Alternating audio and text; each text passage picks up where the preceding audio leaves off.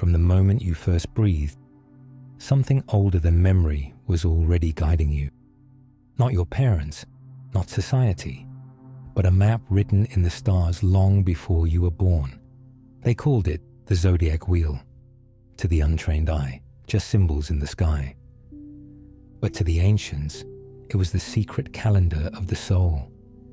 12 gates, 12 initiations, 12 trials that no one escapes. And here's the truth no one told you. Your soul has walked through these gates before. You've carried their lessons across lifetimes, and you will face them again. Because reincarnation is not random.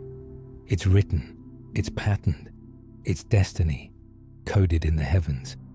Tonight, we're going to unlock the wheel, and once you see it, you'll never see your life the same way again.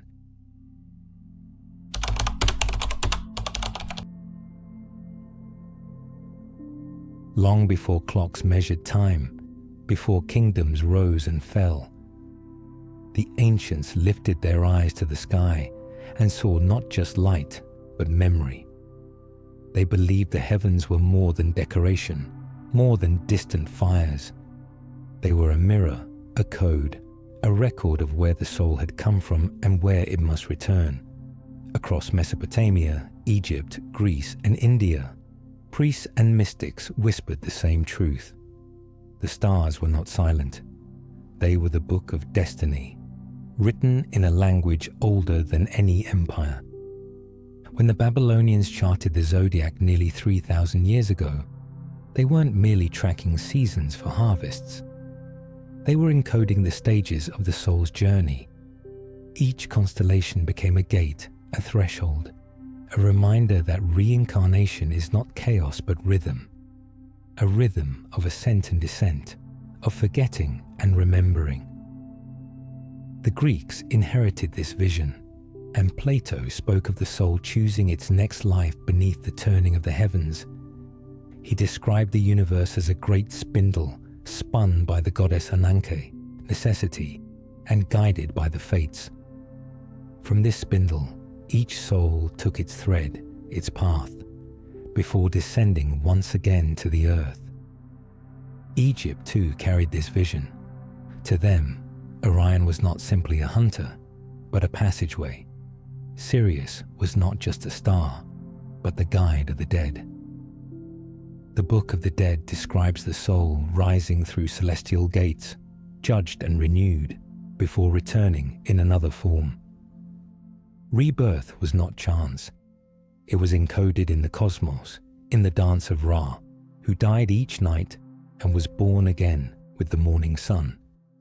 The soul, like the sun, followed a cycle, through death, through darkness, and back into light. In the East, the Vedic seers describe samsara, the endless cycle of birth, death, and rebirth, woven into the movements of the planets. The Jyotisha, or Vedic astrology, became not just a calendar, but a karmic mirror, revealing the debts and lessons carried from one life into the next.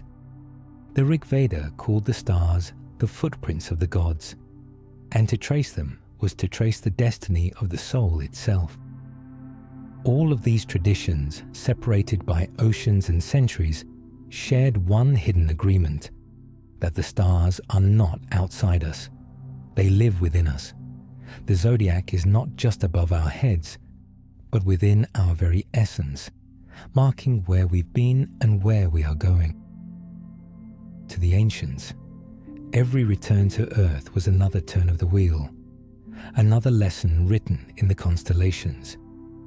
The sky was the map, and reincarnation was the journey it described. And this is the truth they tried to erase. Your soul's path is not random. It is encoded, etched into the fabric of the cosmos itself.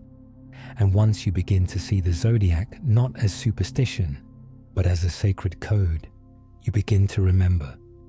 You begin to awaken to the hidden map of your soul. From the moment the ancients first traced the constellations across the night sky, they understood something most of us have forgotten. Life is not a straight line. It is a circle, a spiral, a wheel that turns without end, the rise of the sun, the waxing and waning of the moon, the endless cycle of seasons. All of these rhythms were reflections of a deeper law, the soul itself moving through birth, death, and return. To them, the zodiac was not entertainment, not fortune-telling, but a sacred diagram of that eternal return, a reminder that everything, even the soul, is bound to the turning of the cosmic wheel. In Greece, Plato wrote of the soul choosing its next life beneath the spindle of necessity, guided by the fates as they sang the harmonies of the cosmos. The spindle turned, and with it turned every human destiny, bound to cycles far greater than the span of a single lifetime. In India, the sages described samsara, the wheel of birth and rebirth, and linked it directly to the movements of the heavens. The Rig Veda spoke of this eternal cycle, and the Upanishads reminded seekers that until one reaches liberation, moksha, the wheel continues to turn, drawing every soul back into the dance of karma. In Egypt, the sun god Ra was seen as the very embodiment of this cosmic rhythm. Each evening he descended into the underworld, sailing on his bark through darkness, only to rise again at dawn. His daily death and resurrection became the archetype for every soul's passage. Just as Ra could not escape his nightly descent, no human soul could escape its return. Death was not an ending, but a turning, a pivot on the great wheel. The Dendera zodiac, carved into the temple ceiling, was not a decoration. It was a map of eternity, encoding the path of souls through constellations and ages. Across Mesopotamia, the Babylonians built the first detailed zodiac around 500 BCE, dividing the heavens into 12 sections. But beneath the agricultural utility was a deeper truth. Each division was seen as a gate, an initiation, a point on the wheel that every soul would encounter as it journeyed again and again through incarnation. The wheel was destiny itself, and unlike the stars that appeared to move in circles above the earth, these celestial gates were believed to mirror the cycles within us. The ancients knew what modern minds resist. Nothing ends. The body decays. The name fades. Civilizations crumble. Yet the essence, the spark that is you, continues. It steps back onto the wheel, clothed in a new form, carrying lessons forward like unseen luggage. And as it does, it passes through the zodiac's gates once more, guided not by chance but by cosmic necessity. The wheel never stops turning because the soul never stops learning. And this is why the zodiac was sacred, not a superstition, but a compass pointing to the truth of eternity, that you have walked this path before, that you will walk it again, and that the wheel, relentless yet merciful, turns not to trap you, but to guide you home. There is a reason the ancients placed Aries at the very beginning of the zodiac. To them, it was not simply the first sign on a chart, but the first cry of existence itself.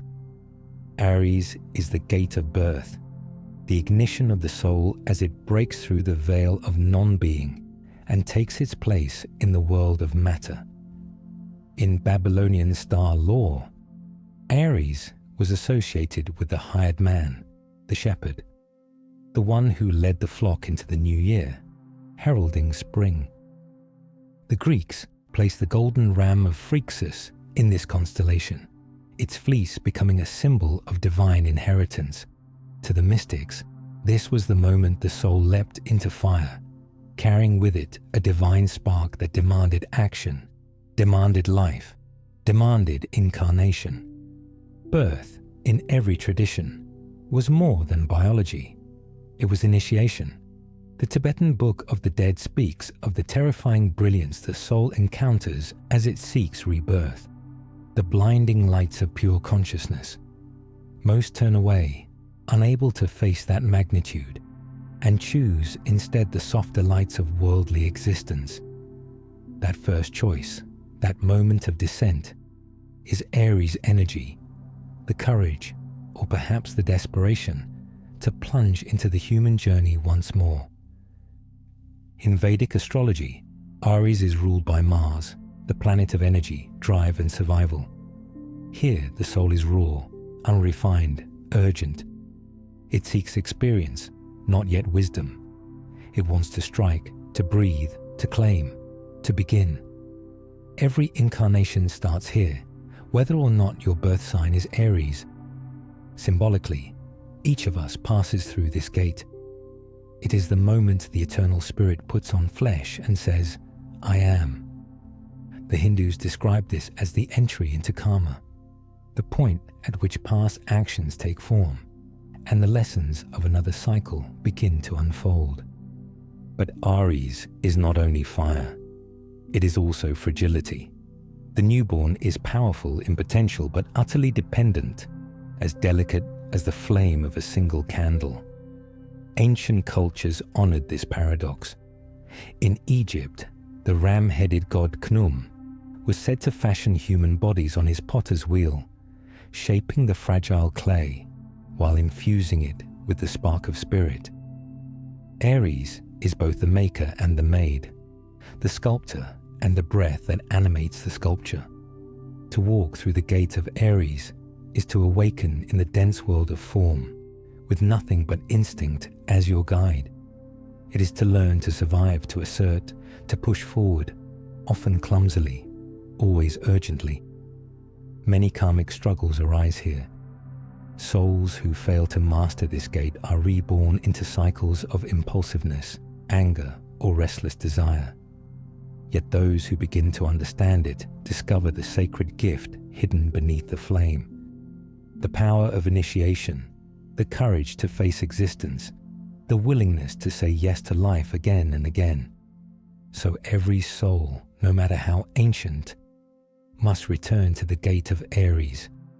For without birth, there can be no journey. Without the spark, there can be no fire. And until you remember that each beginning carries within it the echoes of countless past beginnings, you will not see the truth. That your very first breath was already a continuation. That your cry at birth was not new, but eternal. That every entrance through Aries is a reminder. You have walked this path before, and you will walk it again.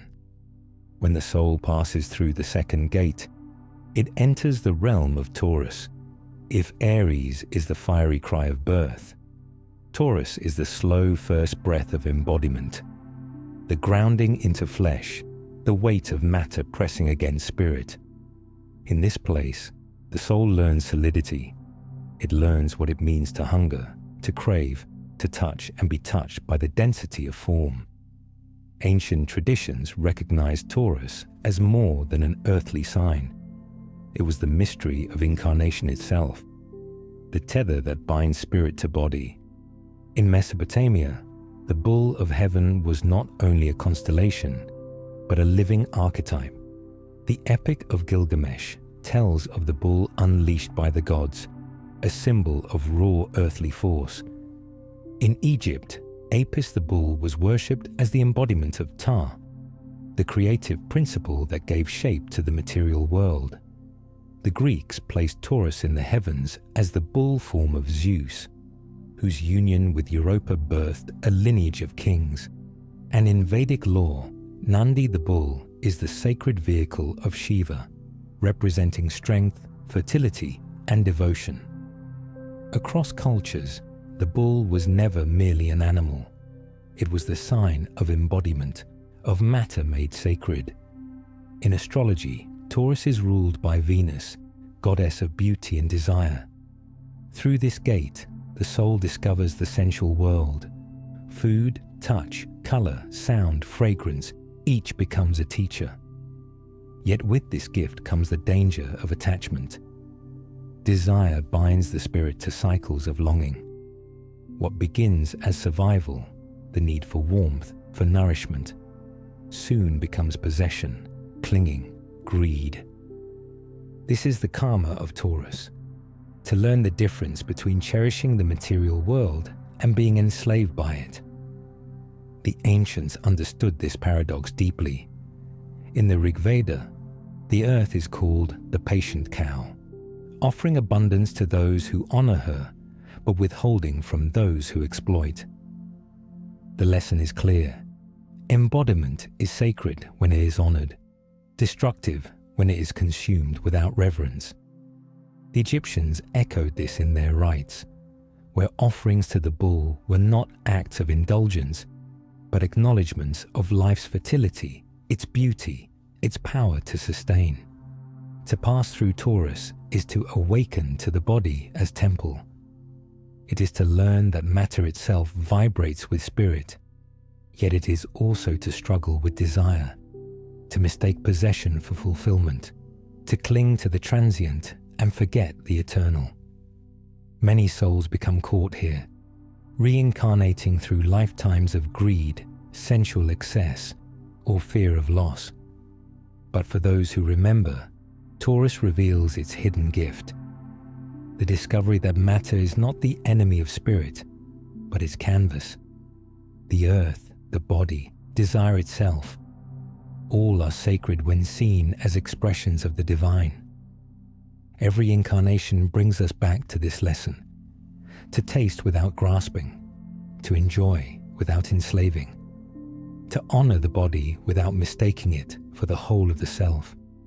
The bull stands at the gate, patient and immovable, until the soul understands this truth, and only then does it move forward, no longer chained by desire, but carrying within it the wisdom that the material world is not a prison, but a teacher, a reminder that spirit, to truly know itself, must first learn to dwell in flesh.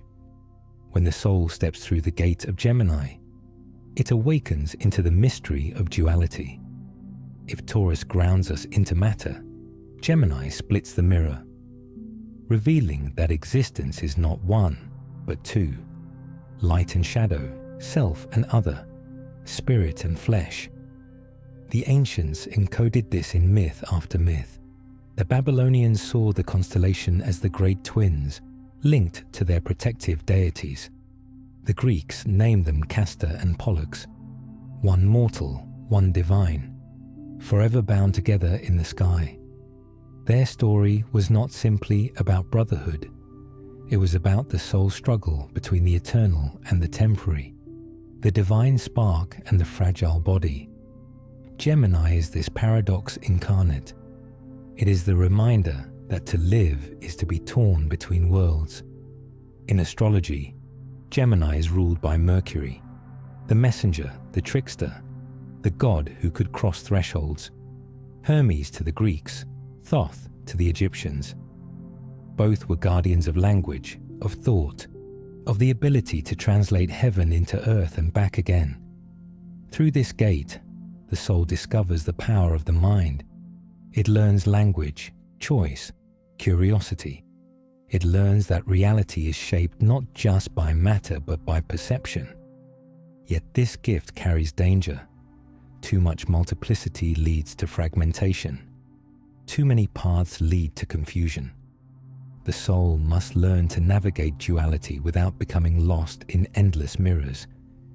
In India, the concept of Dvaita, dualism, emerges strongly here. The recognition that spirit and matter are separate yet intertwined. The Bhagavad Gita describes the human being as a union of the eternal Atman, the soul, and the temporary Prakriti, the body and mind. Gemini symbolizes this union. The soul, reborn, stands in between, pulled toward the eternal yet immersed in the fleeting. Every thought, every word, every choice becomes karmic thread. In Egypt, Thoth was depicted as the ibis-headed scribe who measured the heart of the dead against the feather of Ma'at. Here too, duality.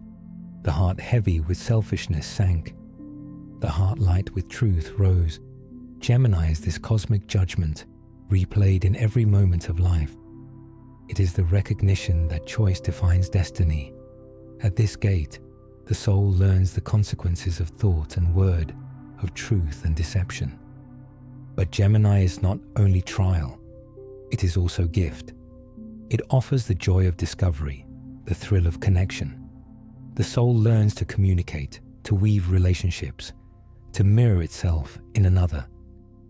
Castor and Pollux may seem divided, one bound to earth, one to heaven, yet they remain inseparable. The myth tells us something profound.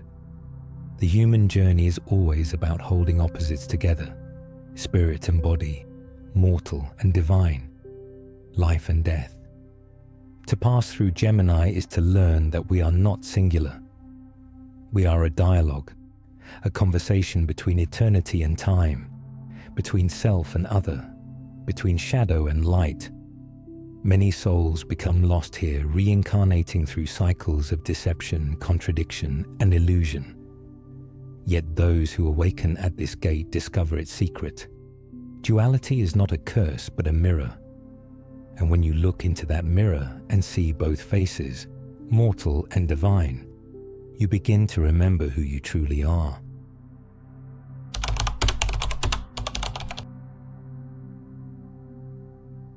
When the soul arrives at the gate of Cancer, it enters the waters of origin. If Aries gave the first breath, Taurus the body, and Gemini the mind, Cancer is the womb of belonging. Here the soul remembers what it means to be held, to be nurtured, to be woven into the bonds of family and ancestry. Ancient cultures saw Cancer as the Great Mother, the cosmic womb. In Babylonian star lore, it was linked to the Gate of Souls, the place where spirits descended into incarnation and ascended back to the heavens. The Greeks imagined it as the crab sent by Hera to hinder Hercules, a creature crushed yet immortalized in the stars.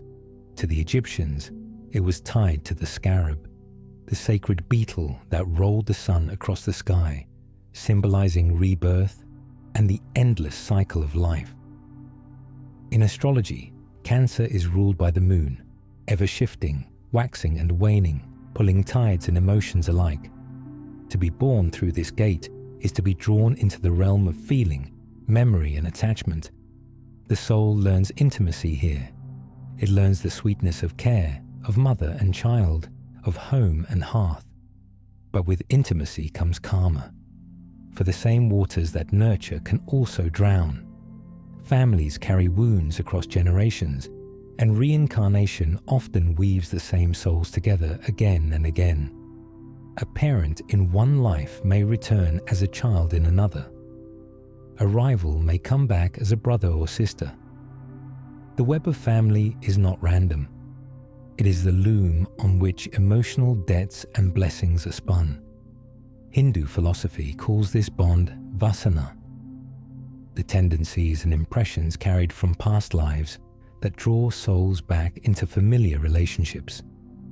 The Bhagavad Gita reminds us that a man is made by his faith. As he believes, so he becomes. In families, these beliefs take root. They shape us before we even know we have choice. The Tibetan Wheel of Life echoes this, showing the soul drawn into birth through the union of parents, karma unfolding through the conditions of the household into which it arrives. Cancer is the sign of roots. It asks, where do you come from and what do you carry? The lessons of this gate are tender but profound. To honor the ancestors without being enslaved by their patterns. To receive the gift of love without confusing it with possession. To face the pain of abandonment, rejection, or loss, and transform it into compassion. Many souls become bound here, circling through lifetimes of dependency, clinging, or resentment toward family ties.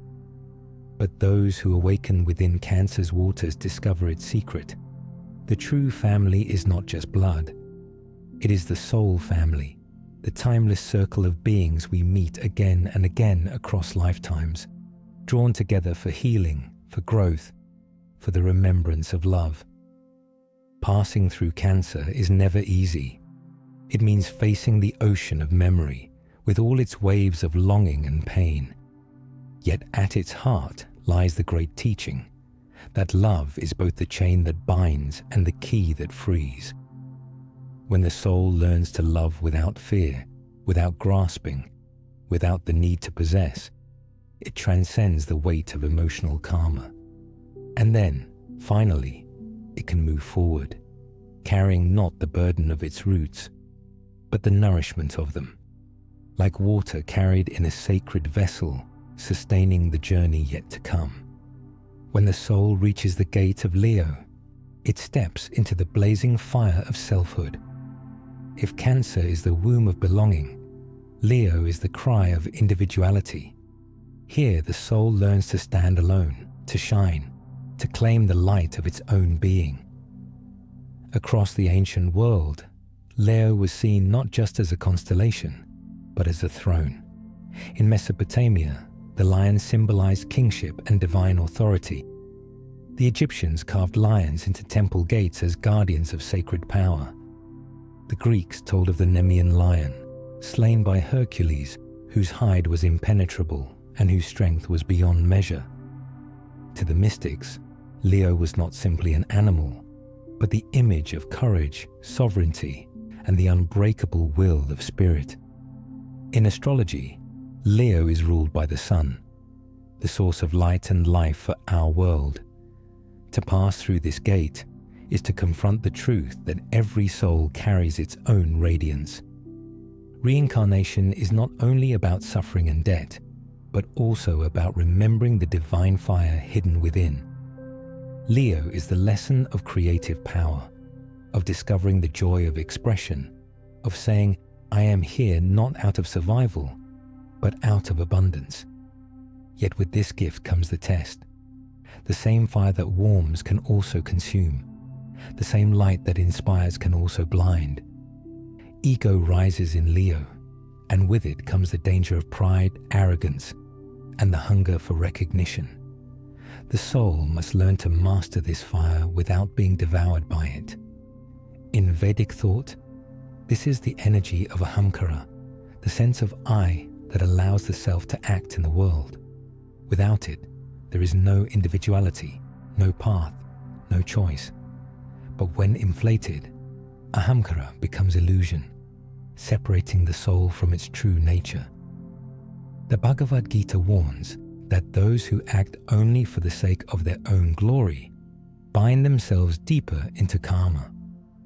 Yet when the same fire is offered as service, it becomes dharma, the soul's rightful path. The Egyptians understood this duality. The lion-headed goddess Sekhmet was both destroyer and healer. Her breath was the desert wind, her wrath scorching.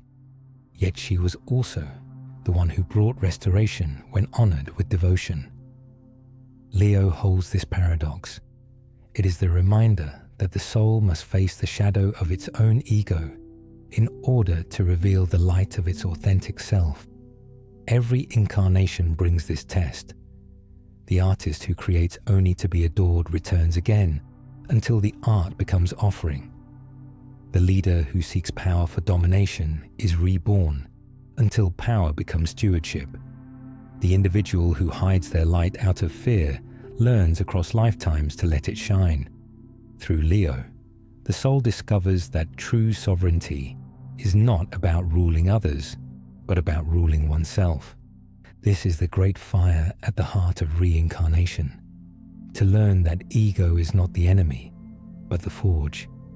Through its trials, the soul is tempered.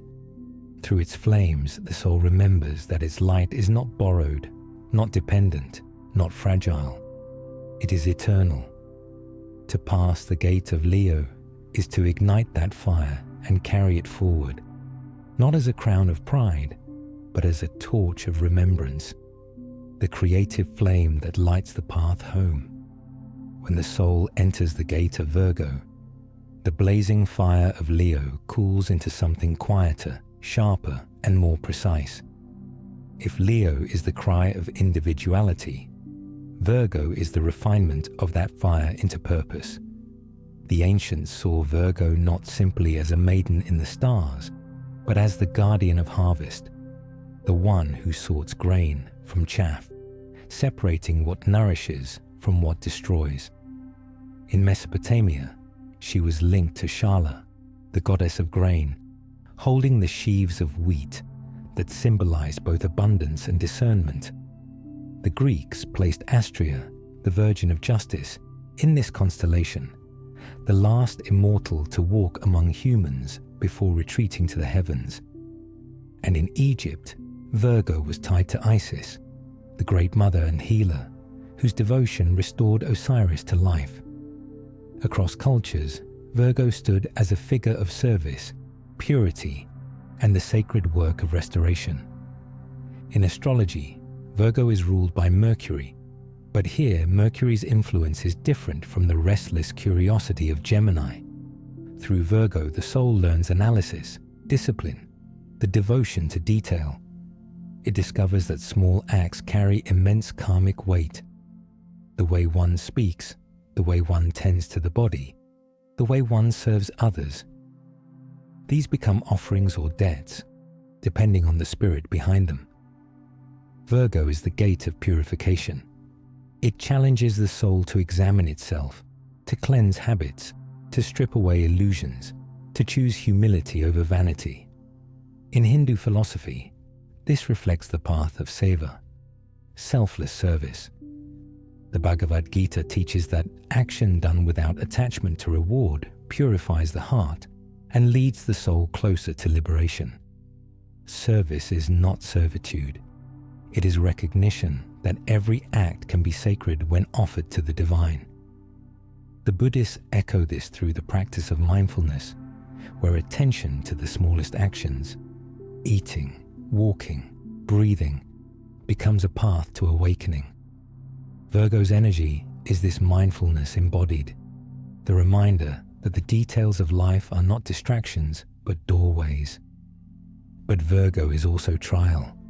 Many souls become trapped here in cycles of perfectionism, criticism, or servitude without love. They return again and again, weighed down by judgment of themselves, of others, of a world that never seems clean enough, healed enough, right enough. The shadow of Virgo is obsession with flaw, the inability to see the sacred hidden in imperfection. Yet when the soul awakens at this gate, it learns the deeper lesson. Purification is not about erasing all that is impure, but about seeing clearly what is real. Service is not about sacrifice for approval, but devotion that springs from love. The Egyptians told how Isis gathered the scattered pieces of Osiris, reassembling him with patience and care. This is Virgo's work in every lifetime, to gather the fragments of the self, to heal the broken places, to serve as midwife to the soul's wholeness.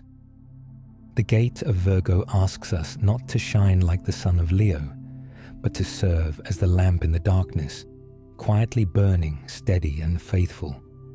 Through Virgo, the soul discovers that the smallest act, when done with purity of heart, carries cosmic significance. And in that moment, service becomes not duty, but joy, the sacred labor that brings spirit closer to its eternal home. When the soul steps into the gate of Libra, it leaves behind the quiet labor of Virgo and enters the realm of balance. Here, existence itself becomes a scale, weighing every action, every choice, every bond we forge with others. The ancients looked to the sky and saw in Libra not only symmetry, but judgment. In Babylonian astronomy, this constellation was once considered the claws of Scorpio, but later it was elevated into a set of scales, a rare symbol in the heavens, for it is not an animal or a hero, but an instrument of justice. To the Greeks, it was Astrea's scales, the divine measure of fairness and law, and in Egypt, it found its echo in the Hall of Maat, where the heart of the dead was weighed against the feather of truth. If the heart was heavy with sin, it was devoured. If it was light, the soul was free to continue its journey. Libra, then, is the reminder that the universe is not chaos. It is balance. In astrology, Libra is ruled by Venus, yet unlike Taurus, where Venus expresses sensuality and desire, here she governs harmony, partnership, and the art of relating. Through Libra, the soul discovers that it does not exist alone. Every incarnation brings bonds, family, lovers, friends, rivals, allies, enemies. Each bond is karmic thread, spun across lifetimes, weaving us into the lives of others again and again. What we take from another must someday be restored. What harm we cause must someday be balanced by healing. The soul learns here that relationships are not accidents, but classrooms. Every meeting carries meaning. Every bond carries weight. In Hindu philosophy, this reflects the law of karma itself, where cause and effect are not punishment, but the balancing act of cosmic order. The Chandogya Upanishad declares, "Man is verily formed of desire. As is his desire, so is his will. As is his will, so is his deed. As is his deed, so he will reap." The lessons of Libra are woven directly into this truth. The soul learns that harmony is not achieved by avoiding conflict, but by aligning action with justice, by treating others as mirrors of itself. In Buddhism, the interconnectedness of all beings is central. To harm another is to harm oneself. To love another is to awaken within. Libra reflects this interdependence. Each soul, when reborn, encounters those it has known before, sometimes in joy, sometimes in pain. A friend from one life may return as a rival in another. A victim may return as a guide. This is the balancing of karmic accounts, the cosmic law that ensures no action ever disappears. Yet Libra's gift is not only judgment, it is beauty. It is the recognition that balance is not a rigid scale, but a dance. When the soul awakens here, it learns that relationships are not cages, but bridges, that justice is not about retribution, but about restoration. That harmony does not mean sameness, but equilibrium. Libra teaches the art of listening, of compromise, of seeing the other not as obstacle, but as reflection. Many souls remain caught in the shadows of Libra, reincarnating through cycles of betrayal, power struggles, or codependence. But those who pass through this gate with awareness discover its secret. To find balance is to remember the divine order that sustains the cosmos, to see every bond as sacred, to weigh the heart not with fear of judgment, but with the joy of knowing that love, freely given, always tips the scales toward freedom. And when that lesson is remembered, the soul moves forward, lighter, freer, more whole than before.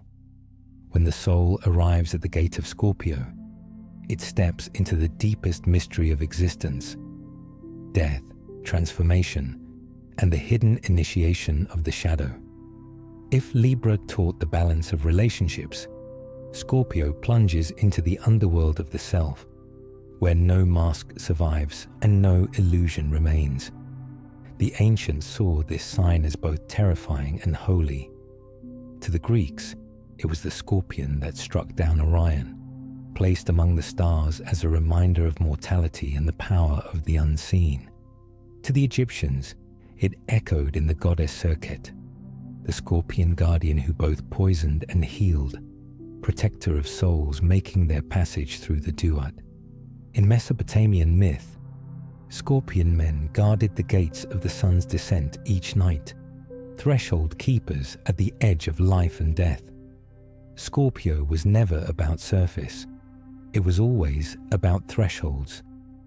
Astrology places Scorpio under the rule of Pluto, god of the underworld, and Mars, the fiery planet of will and struggle. Together, they make Scorpio the realm of endings and beginnings, destruction and rebirth. Every soul, in every incarnation, must face this trial, to lose what it clings to surrender the body, the ego, the attachments of identity. The Tibetans call this the bardo, the in-between state after death, where the soul confronts visions born of its own mind. Those who recognize these visions as illusions move toward liberation. Those who cling to fear are drawn back into rebirth. Scorpio embodies this passage. It is the confrontation with the shadow, the fears, desires, and wounds the soul has carried across lifetimes, and the chance to transform them into power. In the mysteries of Eleusis, the initiates reenacted the descent of Persephone into Hades and her return.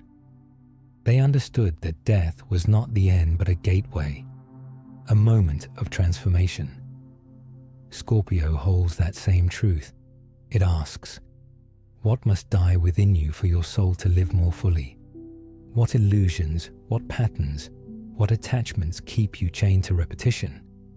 The Vedic texts echo this lesson, teaching that the self bound by desire is reborn, but the self who sees beyond desire steps closer to moksha. Scorpio is this razor's edge, the line between bondage and freedom. Yet Scorpio's power is not only destruction, it is also regeneration.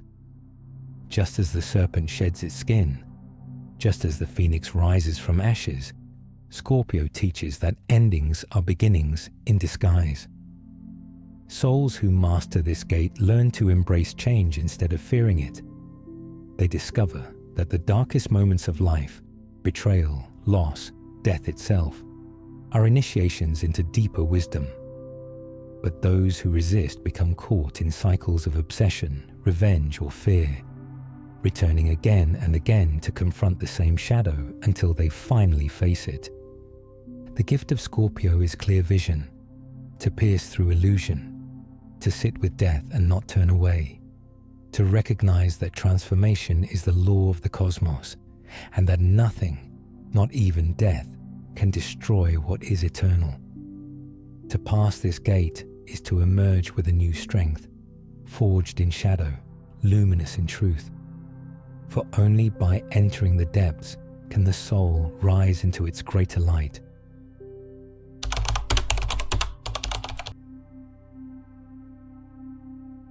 When the soul arrives at the gate of Sagittarius, it emerges from the shadows of Scorpio and breathes again into the open horizon. Where Scorpio was death and transformation, Sagittarius is the quest that follows, the search for meaning, truth, and expansion.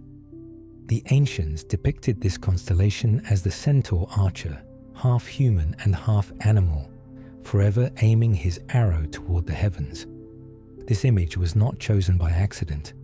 It represents the duality of the human condition, both instinctual and divine, and the endless striving of the soul to aim beyond itself, to reach for wisdom that lies just out of grasp. In Greek mythology, Sagittarius is linked to Chiron, the wise centaur who was wounded yet became a great teacher of heroes. Chiron's paradox, pain transformed into wisdom, mirrors the path of this gate. The soul, carrying the scars of Scorpio's shadow, now turns outward, seeking knowledge not just for survival, but for liberation. The arrow points to something higher, to philosophy, to religion, to the mysteries of existence itself. Astrologically, Sagittarius is ruled by Jupiter, the great benefice, planet of expansion, optimism, and faith. To pass through this gate is to encounter the vastness of possibility. The soul hungers here for meaning. It studies, it travels, it questions.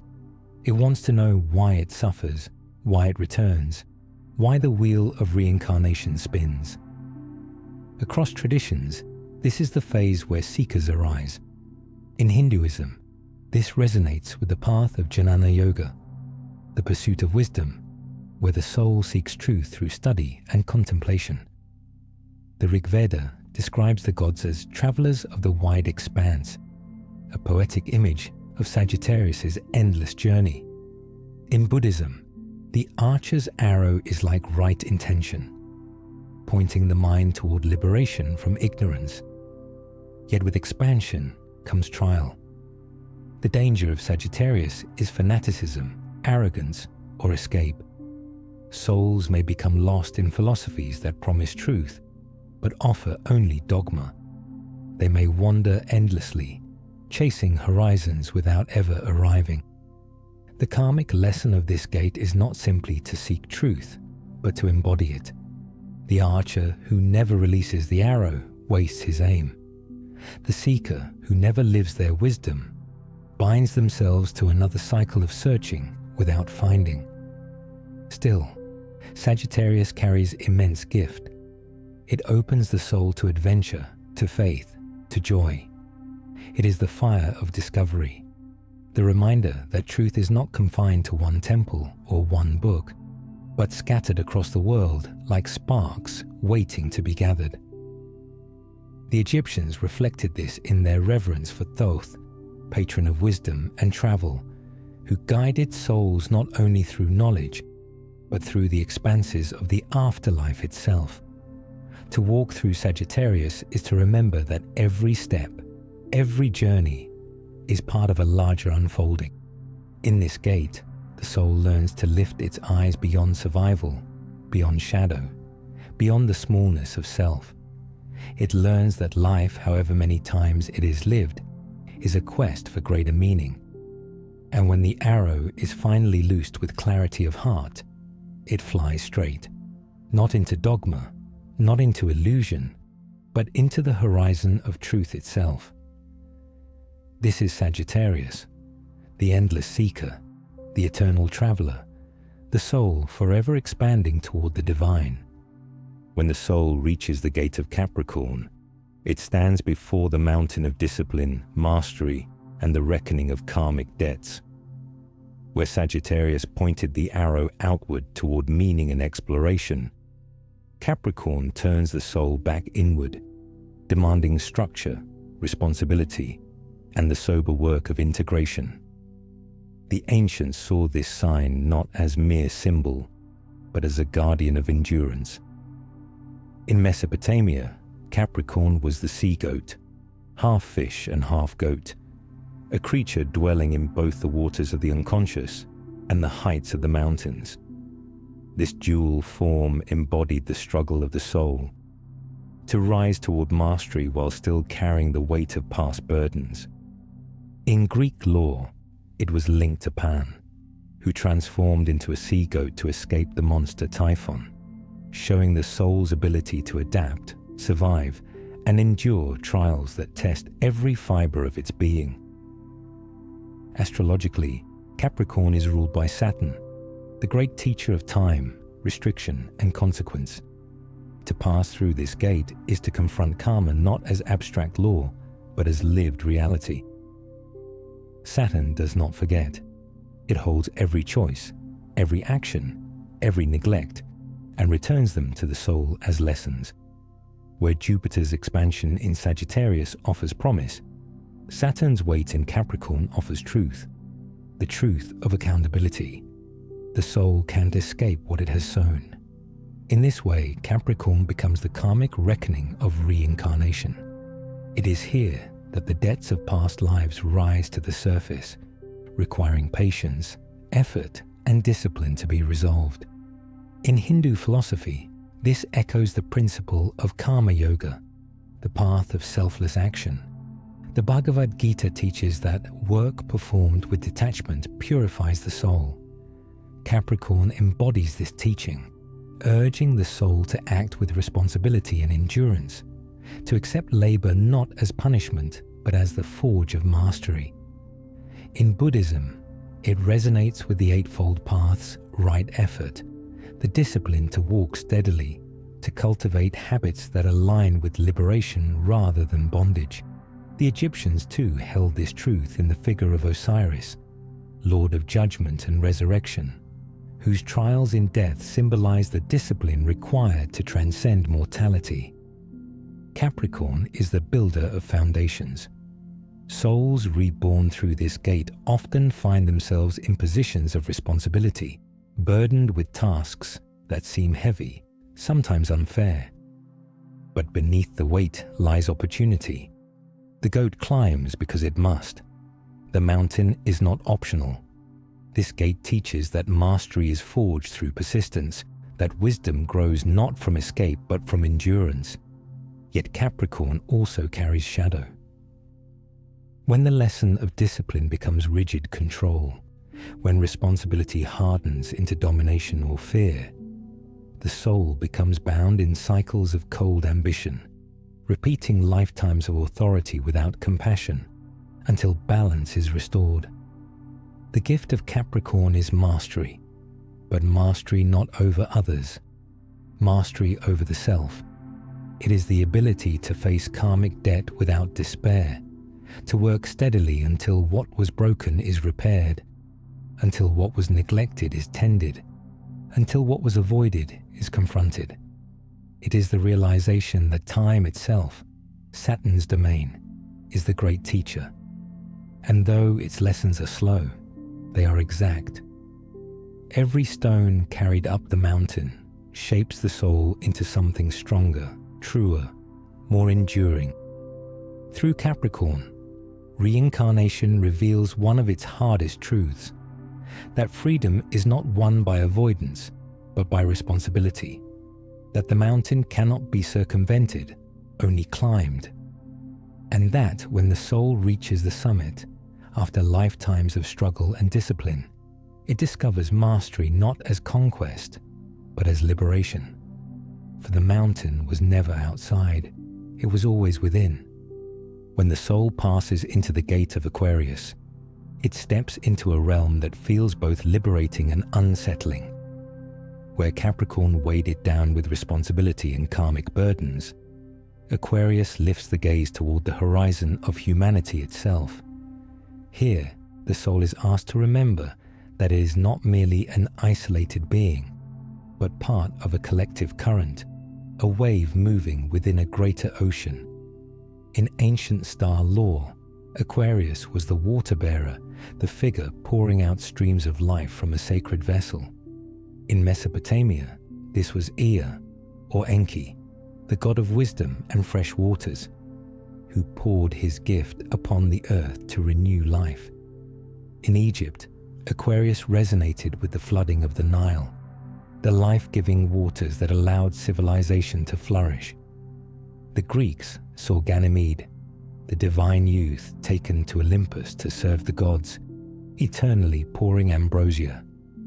Across traditions, Aquarius was always linked to outpouring, of wisdom, of renewal, of collective sustenance. Astrologically, Aquarius is ruled by Saturn in its ancient tradition and Uranus in modern astrology. Together, they represent paradox. Saturn's discipline paired with Uranus's rebellion, structure fused with revolution. To pass through this gate is to awaken to the truth that destiny is not individual alone. It is collective. Reincarnation does not spin only for personal growth, but for the evolution of humanity as a whole. In this space, the soul begins to sense patterns greater than its own. It feels the weight of collective karma. Nations, tribes, families, and even entire ages moving through cycles of birth, death, and rebirth. Aquarius asks the soul to step beyond self-interest and to take up the mantle of service to the whole. In Hindu philosophy, this echoes the concept of loka samgraha, the welfare of the world.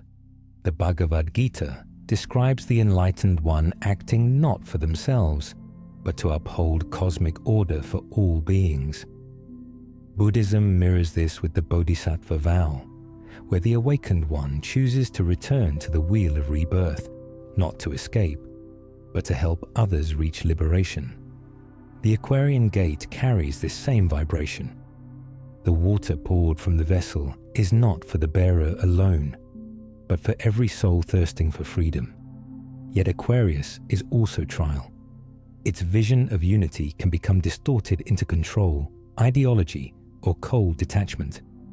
Souls can fall into lifetimes of fanaticism, sacrificing individuality for the collective, or conversely, into rebellion that destroys rather than liberates.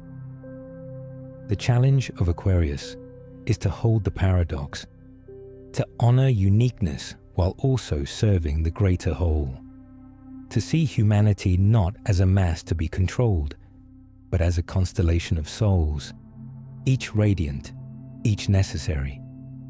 The gift of Aquarius is awakening. It is the realization that destiny is written not just in the life of the individual, but in the unfolding of ages. Astrology itself recognizes this in the precession of the equinoxes, vast cycles where humanity collectively passes through signs that shape entire epochs.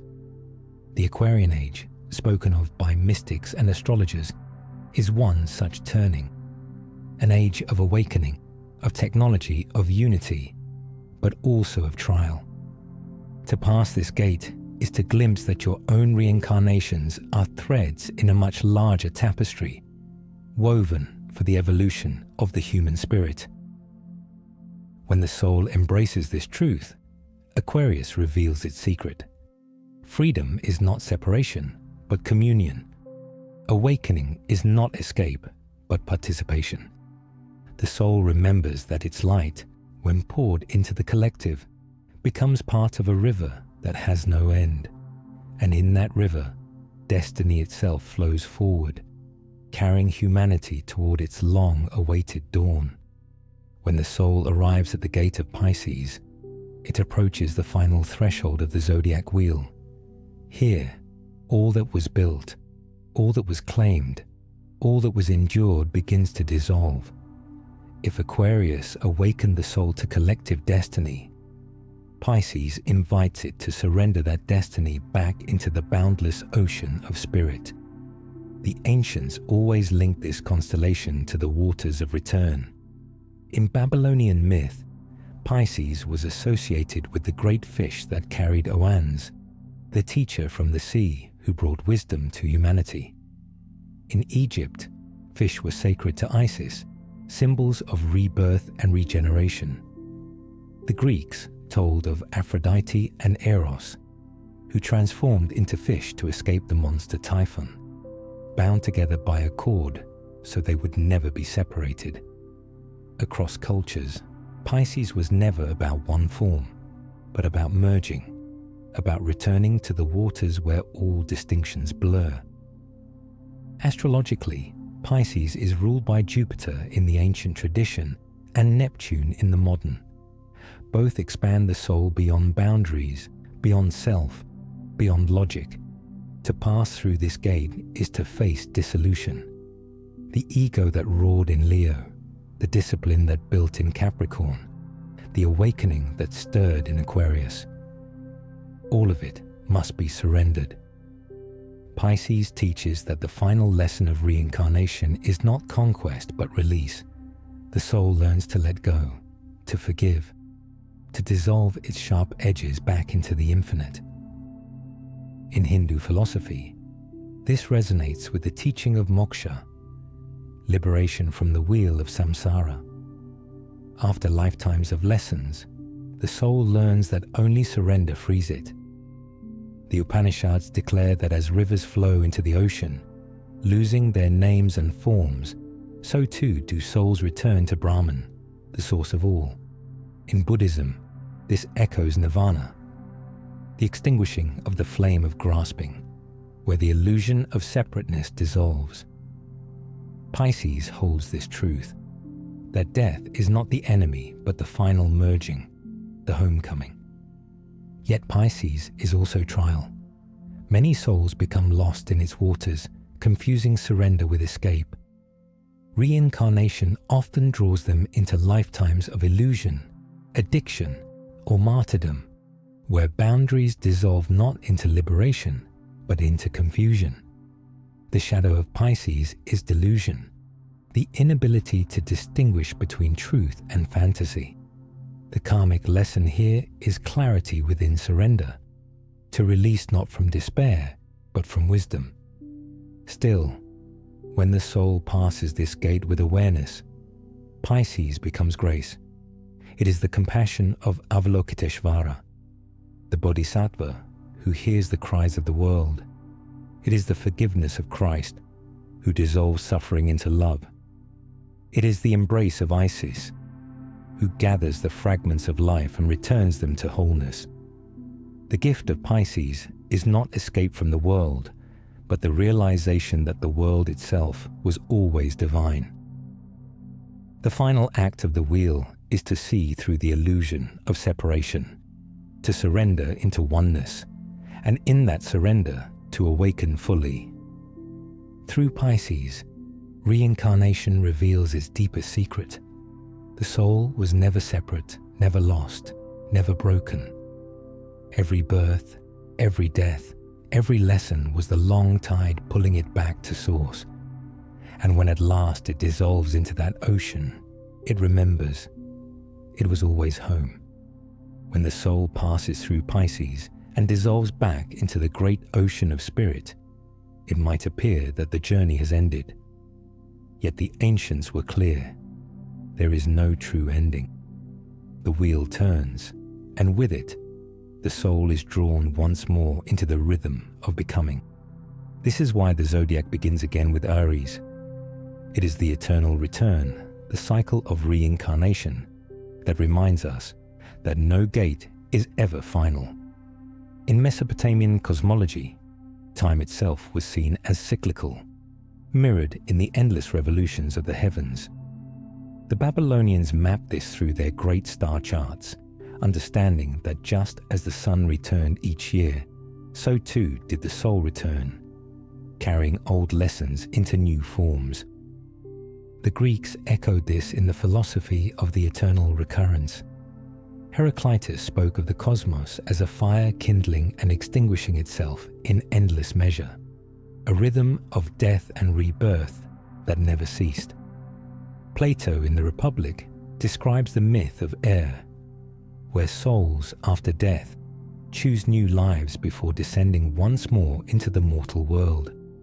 No matter how vast the journey, the spindle of necessity turns, binding souls back into the fabric of incarnation.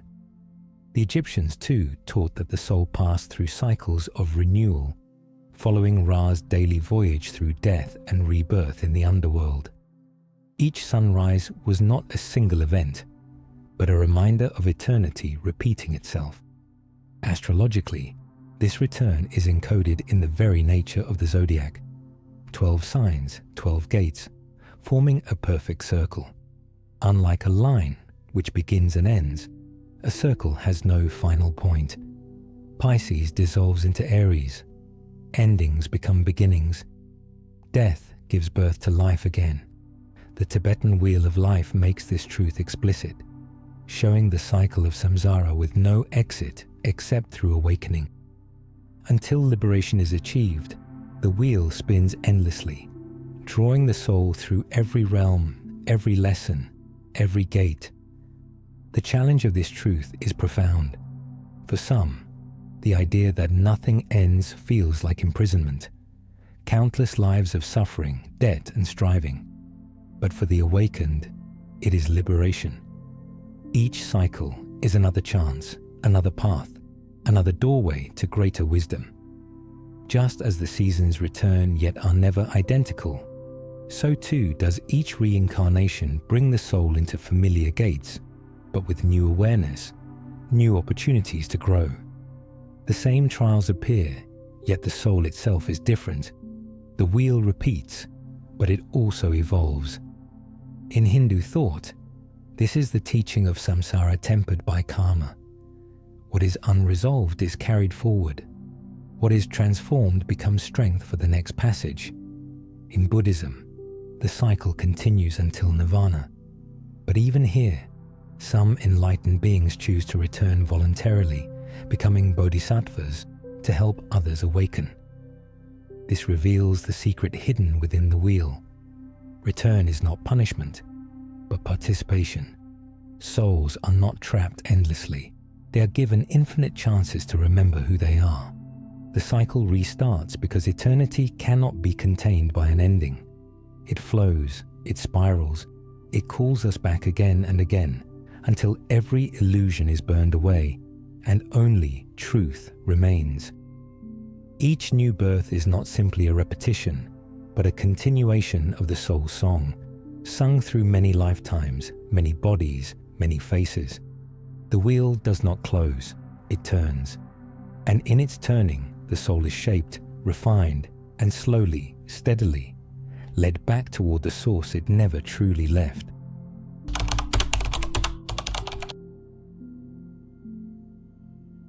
Across the ancient world, philosophers and mystics looked up at the same stars and declared that they were not ornaments in the sky, but a living code. The zodiac was never just a tool for prediction. It was a map of the soul's journey through time. Among the greatest voices to reveal this were the Greek philosophers, the mathematicians of mystery like Pythagoras, and the secret sects of the Gnostics, who believed the stars themselves were doorways. Each in their own way carried forward a vision that reincarnation was written not on parchment, but in the heavens themselves. Plato, in his Republic and Phaedrus, spoke of the soul's pre-existence and its return through multiple lives. In the myth of Air, he describes how souls, after death, gather in a cosmic meadow and choose new lives before returning to the world of flesh. Above them turns the spindle of necessity, the great cosmic mechanism around which the fates sing the harmonies of the spheres. This was no metaphor. Plato believed that the cosmos was alive with music and number, and that the journey of each soul was woven into the same order that moved the stars. To Plato, the zodiac was not fortune-telling, but the eternal pattern of destiny itself, the great rhythm that pulled every soul into incarnation again and again until truth was finally remembered. Pythagoras, centuries before, had already taught that the soul was immortal and that its cycles were governed by harmony and number.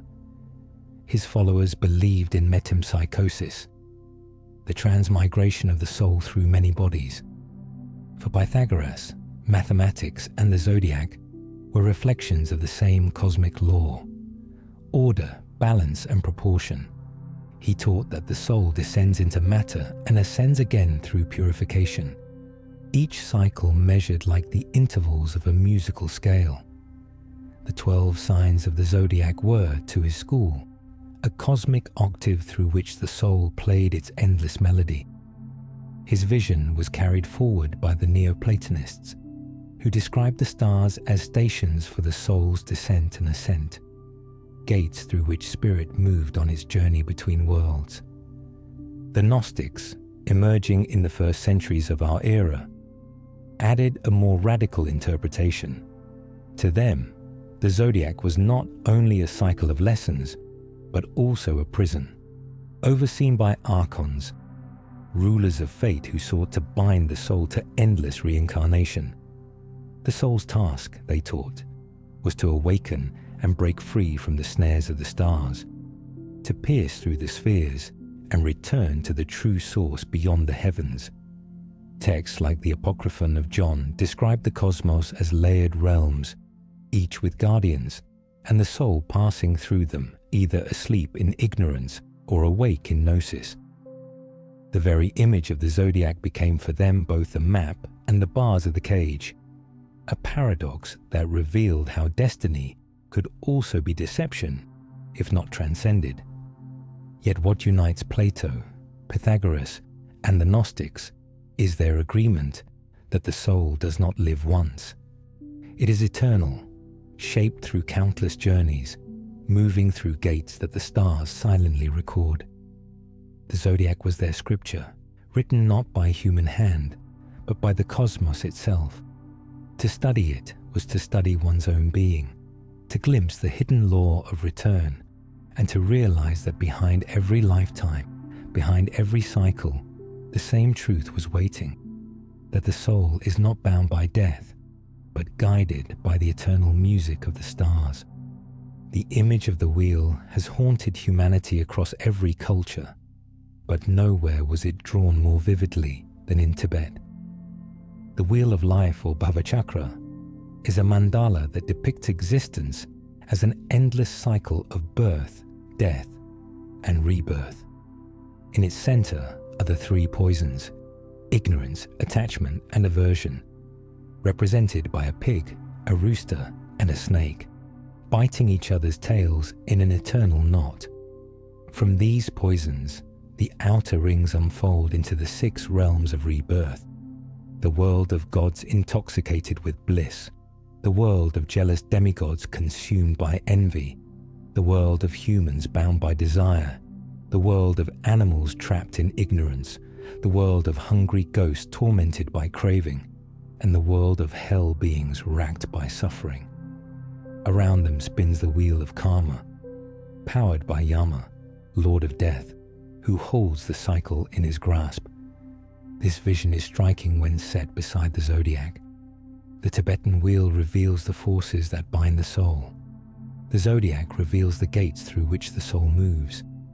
One is psychological, the other archetypal. Yet both teach the same truth. Reincarnation is not random. It is patterned. The Tibetans mapped the inner states that create rebirth, showing how attachment and ignorance perpetuate cycles. The astrologers mapped the heavens, showing how cosmic archetypes shape the soul's path through time. Together, they form 2 halves of a greater wisdom: the inner and the outer, the psyche and the cosmos, the microcosm and the macrocosm. The Tibetan masters taught that liberation comes through seeing clearly, to look at the wheel of life and realize that every realm is impermanent, every desire fleeting, every fear an illusion. When the mind awakens, the wheel no longer binds. In astrology, the same truth appears in symbolic form. The soul returns through Aries, Taurus, Gemini, and onward, not as punishment, but as opportunity, until awareness turns the cycle into a spiral, lifting the soul higher with each return. In both traditions, death is not the end, but the hinge. The Bardo teachings of Tibet describe the states after death, where visions arise from the mind's own nature. Recognizing these visions as projections frees the soul. Mistaking them for reality draws it back into the cycle. The zodiac echoes this in Scorpio's gate of death and Pisces' gate of dissolution, where surrender opens the way to renewal. Both systems remind us that death is not a wall but a doorway, and what lies beyond depends on awareness. The Gnostics would later echo this, saying that ignorance keeps the soul trapped in the spheres, while knowledge, gnosis, frees it to return to the source. Whether through Tibetan mandalas or astrological charts, the teaching is the same. The stars and the mind both hold maps of return, and the path out is remembrance. Thus, the wheel of life and the zodiac are not competing visions but complementary. One etched into temple walls in Tibet, the other carved into stone in Mesopotamia and Egypt. One shows the inner poisons, the other shows the cosmic gates. Both whisper the same hidden law. Until we awaken, the wheel will turn. But once we see, once we remember, the very wheel that bound us becomes the key that sets us free. Astrology, as it was first conceived by the ancient sages, was never meant to be a parlor game of predictions or a set of vague personality sketches. It was not about daily horoscopes telling you whether you should travel, fall in love, or buy something on a Tuesday. To the ancients, astrology was a sacred language, a map of the soul's journey through time. The Babylonians, who first organized the zodiacal belt into 12 signs more than 2,000 years ago, saw it as a mirror of divine order. The stars did not control fate like puppeteers. Rather, they revealed the rhythms that the soul was already following. The heavens were a great clock, not to predict trivialities, but to trace the eternal cycle of reincarnation. Plato and Pythagoras both understood this truth. Pythagoras taught that the cosmos was harmony and number, and that the stars vibrated in resonance with the soul's eternal music.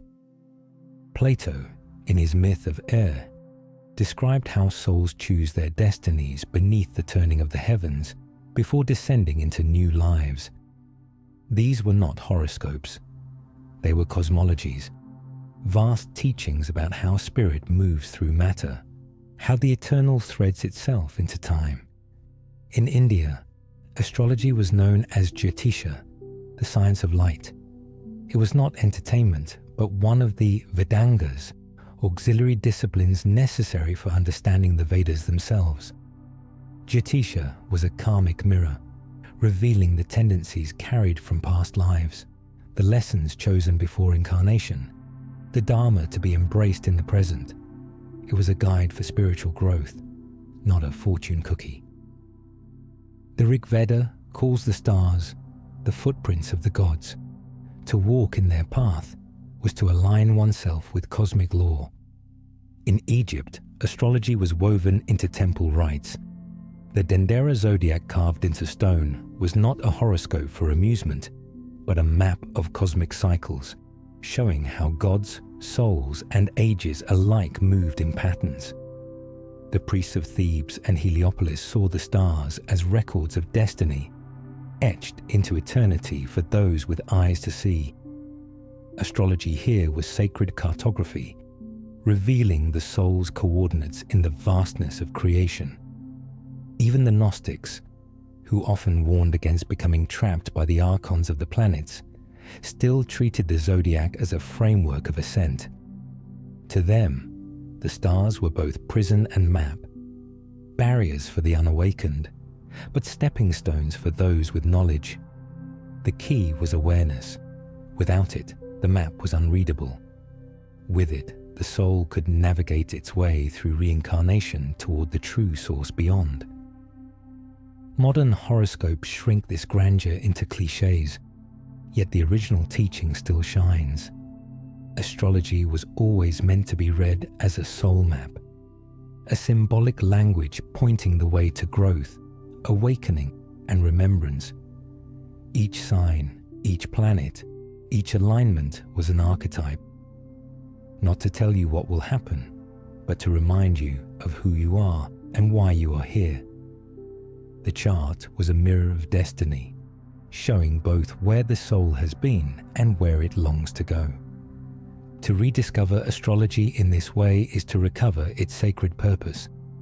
It is not prediction, but participation, not superstition, but symbolism, not entertainment, but initiation. The stars do not dictate your fate. They reveal it, reflecting the eternal pattern your soul has chosen across lifetimes.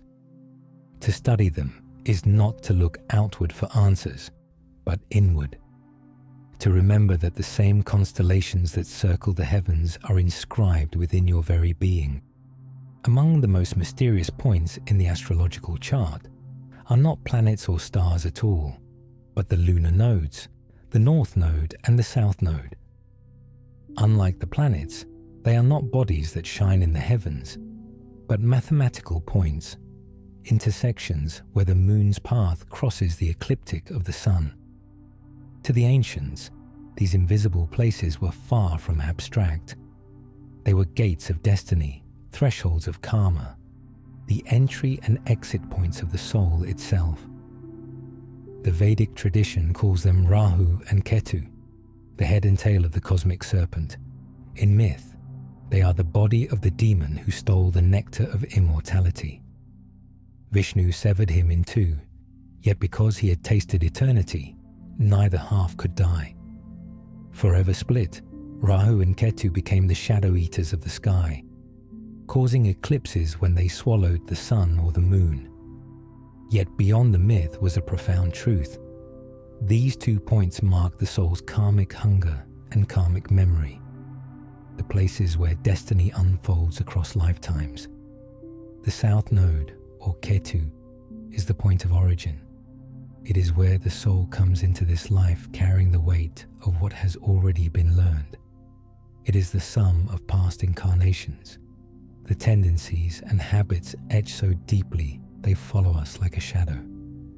In Western astrology, the South Node is often described as the karmic past, the comfort zone, the reservoir of memory. In Vedic thought, Ketu is both spiritual and severing. It strips away attachment, reminding the soul of what has already been mastered and what must now be released. It is the karmic exit, the reminder that clinging to old forms leads to stagnation. The North Node, or Rahu, is the point of longing. It represents the karmic future, the lessons the soul is drawn to in this incarnation. Rahu is insatiable, always hungry, always reaching beyond the familiar. To follow it is to grow, even if the path feels uncomfortable or foreign. In Hindu astrology, Rahu is associated with obsession and illusion, but also with transformation, for it pulls the soul into new territory, forcing it to evolve. In Western traditions, the North Node is seen as destiny's compass, pointing toward the direction of growth, the soul's unfinished work. Together, these nodes form a polarity, a bridge between memory and possibility, between what has been lived and what must be lived. The ancients recognized that eclipses, which occur at these nodes, symbolize moments of great karmic upheaval. Light swallowed, shadow revealed, destiny shifting.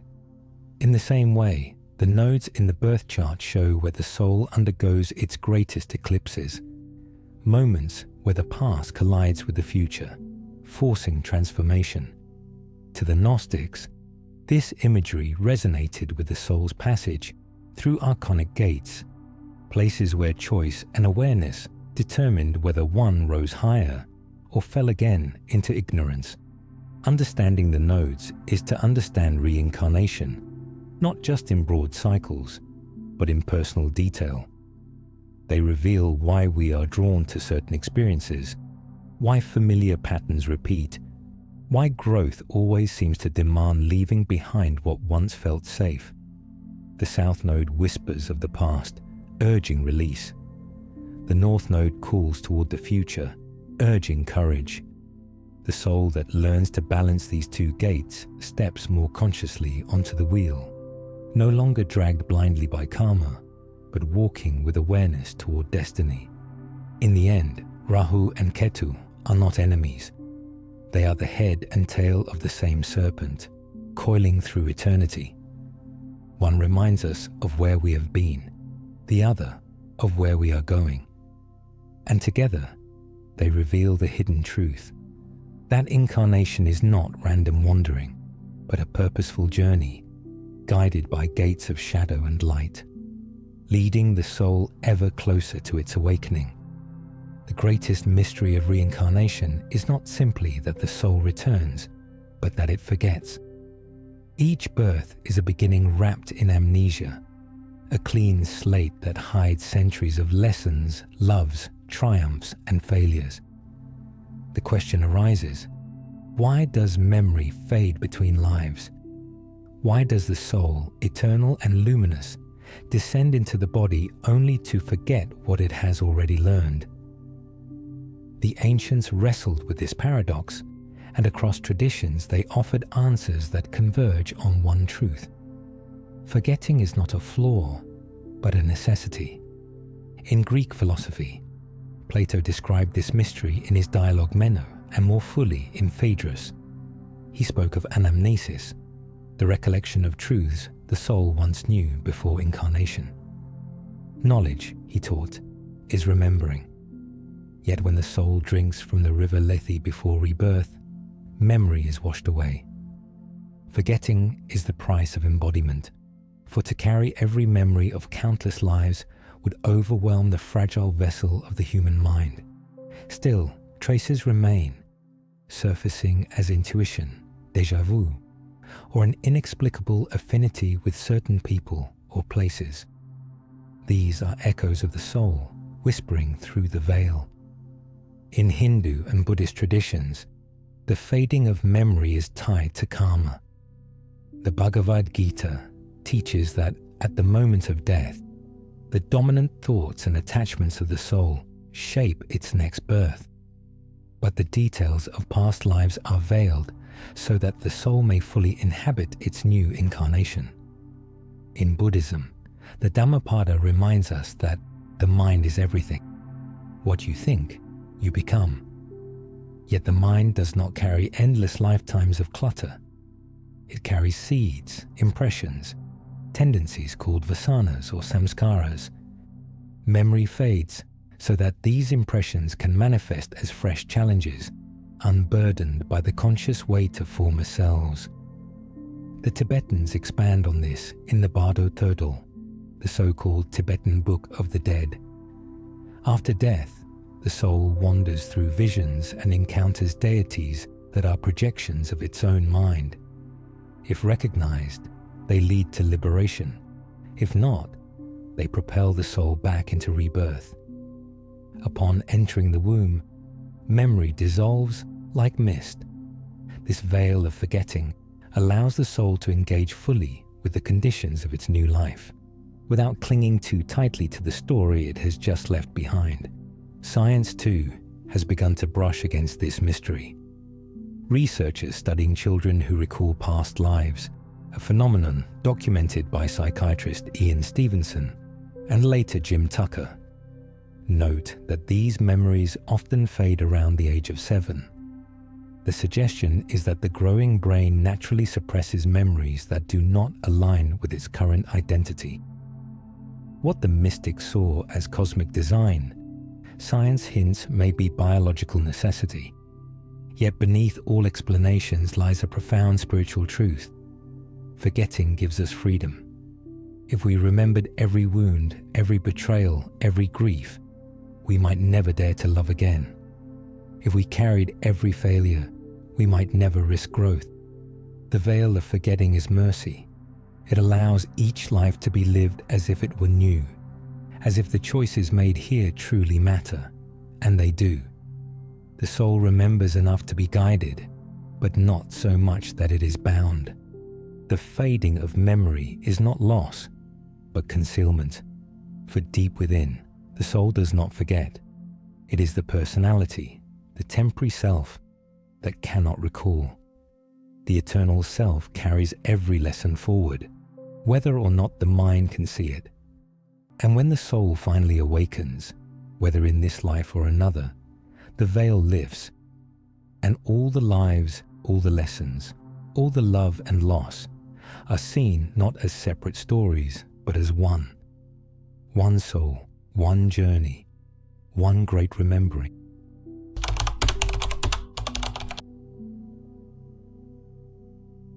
Every soul moves through the zodiac gates, but it never passes them in isolation. What is learned in one sign is carried into the next, weaving threads that bind lifetimes together. These karmic threads form the hidden fabric of destiny, linking Aries' raw impulse to Cancer's memory, Libra's scales to Capricorn's burden, Pisces' dissolution to Aries' rebirth. The ancients saw this interconnectedness not as coincidence, but as law. Just as constellations form pictures only when the stars are connected, so too do incarnations form meaning only when the soul's lessons are linked. In Hindu philosophy, karma itself is described as a thread, the Sanskrit root kri meaning to act, with each action spinning consequences that tie the soul to future results. The Upanishads compare the soul to a weaver, casting threads of action into the loom of time. Each sign in the zodiac becomes a knot where these threads are tied. If a lesson in Leo is left incomplete, it resurfaces in Virgo or Libra. If an attachment formed in Taurus remains unresolved, it may appear again in Scorpio, demanding release through transformation. The soul's journey is not linear, but interwoven, a tapestry of signs and lifetimes. Astrology reflects this in the concept of aspects and transits. The chart of birth does not isolate planets into single signs, but connect them through lines of tension and harmony. In the same way, the reincarnating soul is never bound to one archetype alone, but lives within the dialogue of all 12. A soul that once clung to the safety of Cancer may be drawn into Capricorn lifetimes of responsibility to balance its past. A soul that indulged in Leo's pride may later enter Pisces, dissolving ego in surrender.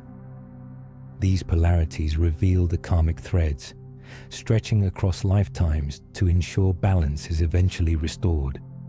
The Buddhists echo this in their vision of dependent origination, where each condition arises from another, linking existence in a chain. Ignorance creates desire, desire creates clinging, clinging creates becoming, and becoming leads to birth, suffering, and death. Yet within this cycle, every link is also a chance to break free.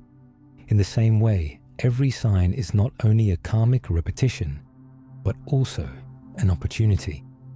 The thread can bind, but it can also be rewoven into freedom.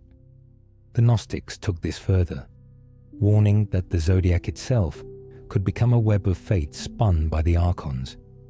Yet even here, they taught that awareness could sever the cords, allowing the soul to rise beyond the stars. This mirrors the Tibetan teaching that karmic visions appear in the bardo. If recognized as illusions, the thread breaks. If mistaken for truth, it binds the soul once again. What holds true across all traditions is that nothing is wasted. Every choice, every relationship, every trial is a thread that ties the soul's journey together. Even when memory fades, the threads remain, pulling the soul toward the lessons it has not yet mastered. They reappear as patterns, as déjà vu, as sudden connections with strangers who feel like family. These are not accidents, but the weaving of karma across the wheel of time. The gift of recognizing these threads is liberation. For when the soul sees its patterns clearly, it is no longer trapped by them. It begins to weave consciously, choosing love instead of fear, service instead of selfishness, awakening instead of forgetfulness. The signs no longer bind but guide, and the wheel becomes not a prison but a path. And in that moment, the soul remembers that it is both the weaver and the cloth, bound by its own threads, yet always free to create something new. Every sign of the zodiac holds a light, but also a shadow. The ancients understood that nothing in creation is pure without its opposite.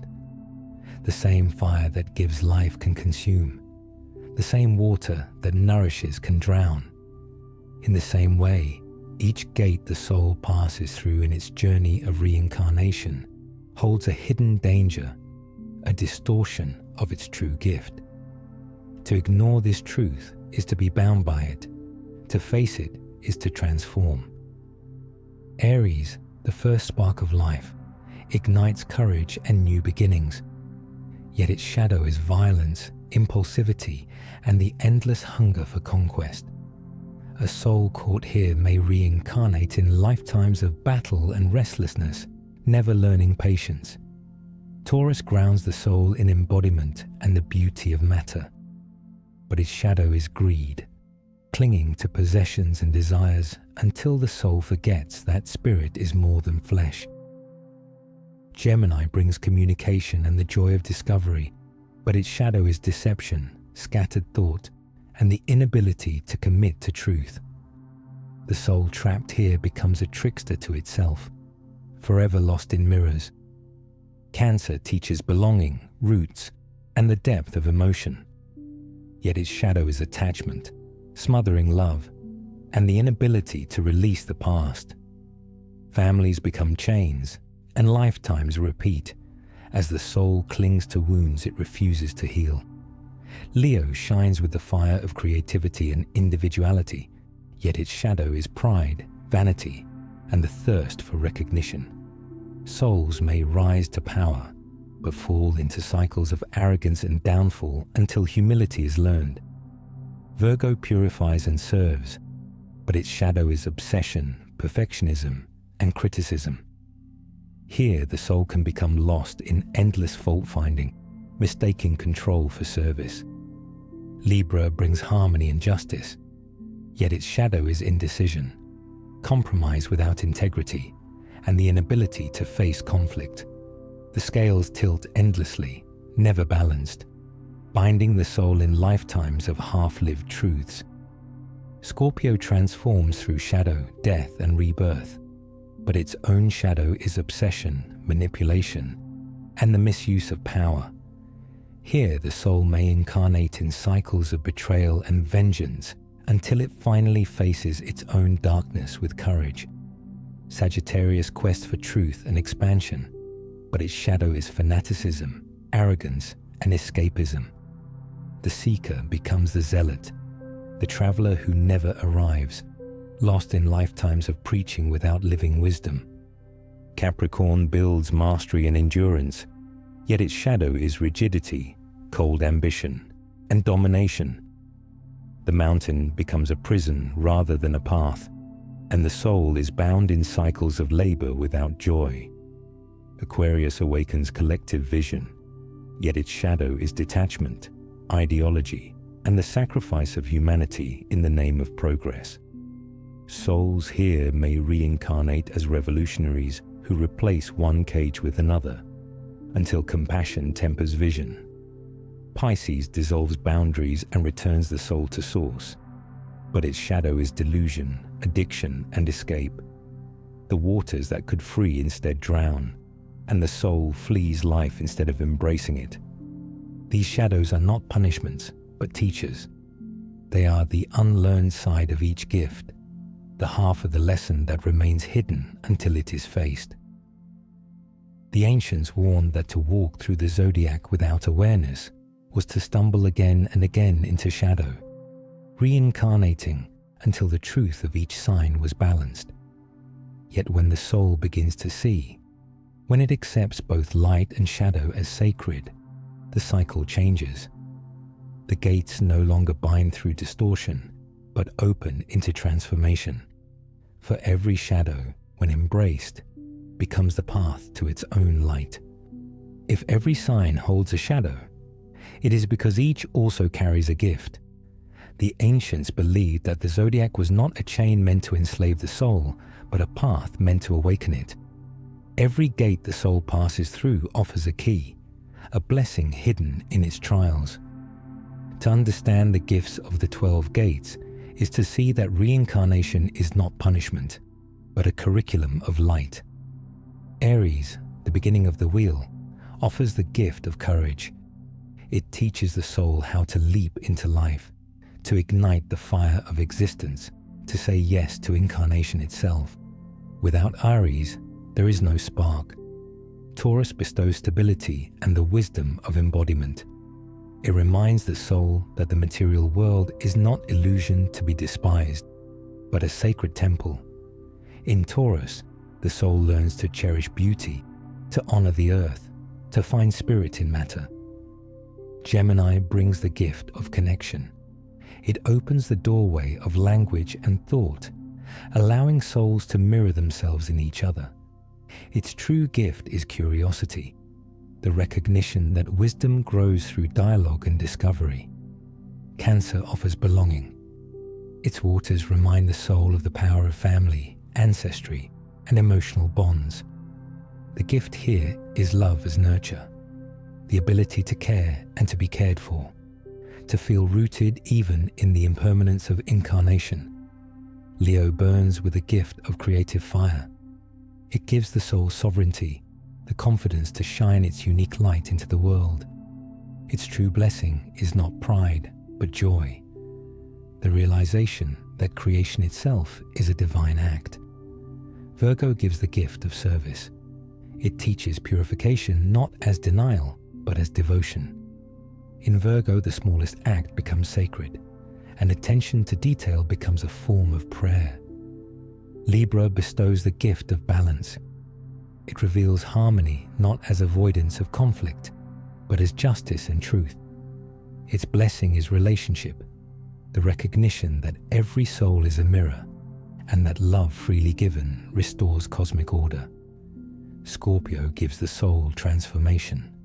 Its gift is the power to die and be reborn, to walk into shadow and emerge luminous. Scorpio teaches that nothing is truly lost, that every ending is an initiation into deeper wisdom. Sagittarius offers the gift of vision. It lifts the soul's eyes beyond the narrow and the immediate, pointing toward horizons of truth. Its blessing is faith, the fire of discovery that seeks not escape but wisdom that liberates. Capricorn provides the gift of mastery. It teaches discipline, endurance, the strength to climb mountains and bear responsibility. Its gift is sovereignty over the self, the wisdom to turn effort into freedom. Aquarius bestows awakening. It offers the vision of unity, the understanding that the soul is both unique and part of a collective current. Its blessing is service to humanity, the recognition that liberation is never for one alone but for all. Pisces dissolves the boundaries. Its gift is compassion, forgiveness, the ability to surrender into the ocean of source. It teaches that the final act of wisdom is release, the merging back into the eternal. The gifts of the 12 gates form a crown around the soul. They are not mastered in a single lifetime, but gathered across many, piece by piece, flame by flame. To see them is to understand that every trial hides a blessing, every shadow conceals a light, and when the soul finally awakens to the fullness of these gifts, the wheel itself becomes luminous. The journey is no longer a burden, but a remembrance of the treasures already carried within. Most souls move endlessly through the turning of the zodiac gates, returning again and again to learn, to balance, to remember. Yet in every tradition, there is the teaching of rare ones, those who step off the wheel entirely. These are the awakened ones, the liberated, the beings who master the lessons of the signs so fully that they no longer return from compulsion, but from choice. The Hindus call them Jivanmuktas, the liberated while still living. The Buddhists speak of arhats and bodhisattvas, those who have extinguished the fire of ignorance, or who, in compassion, delay their final liberation to aid others. The Gnostics describe souls who pierce through the spheres, past the rulers of fate, to reach the true source beyond the stars. In every case, these figures embody transcendence, not by denying the wheel, but by completing it. Plato hinted at this in the myth of air, where souls chose their next lives before descending once more. Most selected blindly, trapped by ignorance or desire. But the wise soul, who had learned through lifetimes, chose with clarity and avoided the snares of fate. Such a one stood on the edge of freedom. In India, the Bhagavad Gita echoes this, declaring that as a man casts off worn-out garments and puts on new ones, so the soul casts off old bodies and enters new ones. But it also says the yogi who knows the self truly is never bound again. For that one, the cycle ends. The Tibetans describe similar rare beings in their teachings on the bardo. While most wander confused, drawn back into rebirth, the awakened recognize every vision as a projection of their own mind. Seeing clearly, they are no longer bound. They pass through the gates without fear and dissolve into the clear light. This is not escape, but mastery. The ability to look upon death and see it not as ending, but as illusion. Yet these rare souls do not always vanish into eternity. In Buddhism, the bodhisattva vow is the highest expression of compassion, to remain on the wheel by choice, returning again and again, not to pay karmic debt, but to guide others to liberation. In Christianity, saints were revered for the same quality. Their lives no longer about personal salvation, but about lifting others. The Gnostics, too, spoke of aeons, luminous beings who descended into matter to awaken those still asleep. Such souls are not bound by the zodiac, but use its gates as pathways, moving freely between realms. What makes these souls rare is not privilege, but remembrance. They see the truth of every sign: Aries' courage without violence, Taurus's embodiment without greed, Gemini's curiosity without deception, Cancer's love without attachment, Leo's sovereignty without pride, Virgo's service without judgment, Libra's balance without fear, Scorpio's transformation without destruction, Sagittarius's vision without arrogance, Capricorn's mastery without oppression, Aquarius's awakening without coldness, and Pisces' surrender without illusion. Having integrated both shadow and gift, they are whole, and wholeness is freedom. The existence of these rare souls is not meant to discourage, but to inspire. Their lives are the proof that liberation is possible, that the wheel is not an eternal prison, but a teacher. They remind us that each cycle is bringing us closer, that every shadow faced and every gift embraced is a step toward transcendence. And when we look at them, saints, sages, mystics, and the nameless wise, we glimpse our own destiny reflected. For though they are rare, they are not separate. They are us remembering sooner. And one day, we too will remember fully and step through the final gate into freedom. When we turn to the history of the early church, we discover a silence, not an accidental omission, but a deliberate erasure. Reincarnation, the belief that the soul returns through many lives to grow and awaken, was not unknown to the first Christians. The writings of Origen, one of the most influential theologians of the 3rd century, clearly speak of the pre-existence of the soul. He argued that each soul was created by God before its birth, and that it descended into flesh to learn, to suffer, and to return purified. Other early Christian sects, especially the Gnostic communities, also carried reincarnation within their cosmologies. They believed the soul was trapped in cycles of rebirth by the archons, rulers of fate, until gnosis, knowledge, freed it to ascend back to the divine. But as Christianity sought to consolidate power, such teachings became dangerous. By the 4th and 5th centuries, as the Roman Empire embraced Christianity under Constantine and his successors, the faith was reshaped into institution. What had once been a movement of mystics and visionaries became a structure of authority, and reincarnation, with its radical implications, stood in the way. If the soul lived many lives, then salvation was not exclusively dependent on a single baptism, a single confession, or obedience to the institution. If the soul carried its own destiny, guided by karma and divine law, then priests and bishops were no longer gatekeepers of eternity. The doctrine of one life, one judgment, one heaven or hell became the cornerstone of control. It placed the Church as the mediator between humanity and God. The Fifth Ecumenical Council in Constantinople, held in 553 CE, is often cited as the moment reincarnation was officially condemned. Though historical records are complex, it is clear that Origen's teachings were anathematized, and with them, the idea of pre-existent souls and cyclical return. The ruling was not purely theological, it was political. By narrowing doctrine, the Church simplified the narrative. One birth, one death, one judgment.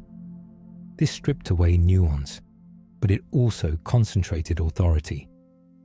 The mystery of endless lives became heresy, replaced by the stark urgency of a single lifetime under ecclesiastical oversight. Meanwhile, In other traditions, reincarnation remains central. Hinduism, Buddhism, Jainism, and even strands of Judaism carried forward the teaching that souls return.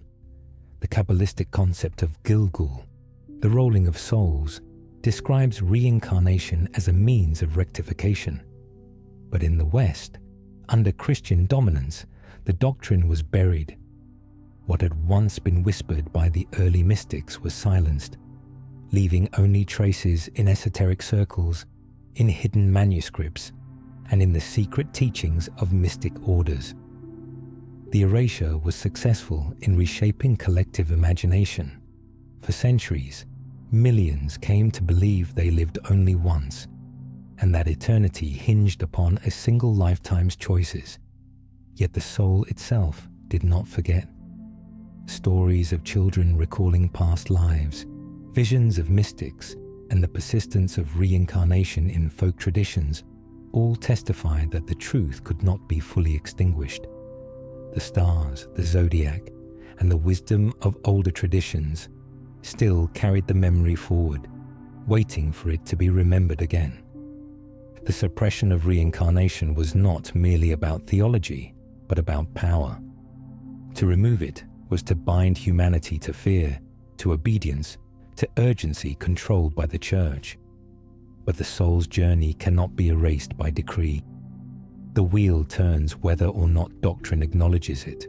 And now, as forgotten texts surface and ancient wisdom is rediscovered, the truth returns. The soul does not live once. It lives many times, gathering lessons across ages, moving steadily toward awakening. No council, no empire can undo what eternity has already written in the stars.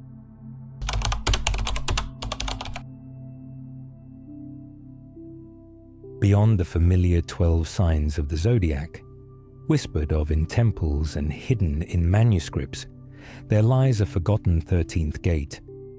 Ophiuchus, the serpent bearer, rises between Scorpio and Sagittarius in the band of the ecliptic.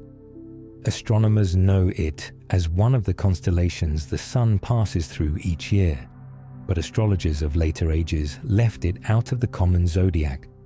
Why? Perhaps because it did not fit neatly into the system, or perhaps because its symbolism was too potent. Ophiuchus is not only a constellation, it is an archetype of healing, power, and the mastery of life and death itself. In ancient Greece, Ophiuchus was linked to Asclepius, the god of medicine, who learned the secrets of resurrection from the serpent. According to myth, Asclepius became so skilled in healing that he could restore the dead to life, a power that challenged the gods themselves. Zeus, fearing the collapse of order, struck him down with a thunderbolt, but later placed him among the stars. The serpent he holds is the eternal symbol of transformation. The same serpent that sheds its skin, the same serpent entwined around the staff that remains the emblem of medicine to this day.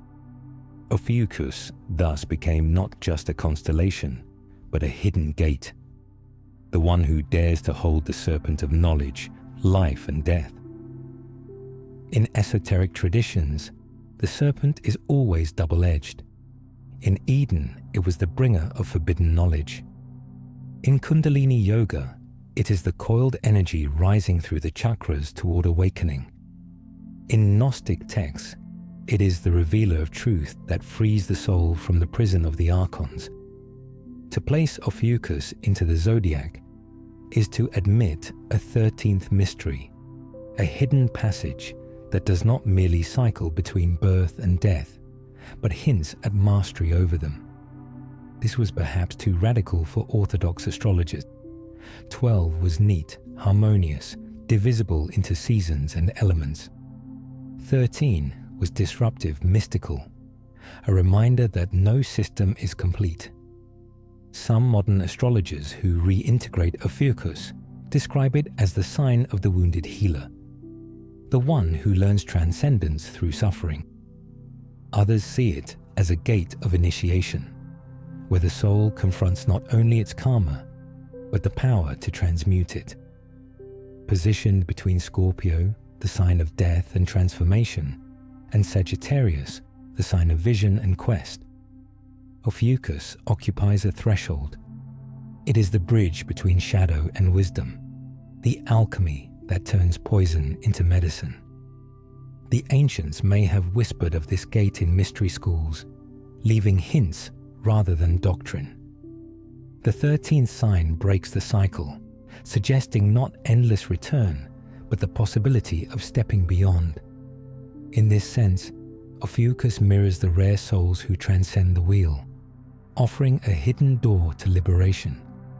Whether embraced as literal astrology or symbolic myth, the message is clear. There is always more than what is written. The 12 gates are real, but there is always a 13th, a secret path, where the soul seizes the serpent of its own destiny and transforms death into awakening. Modern science, though it often dismisses the language of the zodiac and reincarnation, has begun to circle back to truths that echo what the ancients always knew. The eternal return, the cycle of life, death, and rebirth, is not just a mystical vision, but something that resonates with discoveries in physics, cosmology, and biology.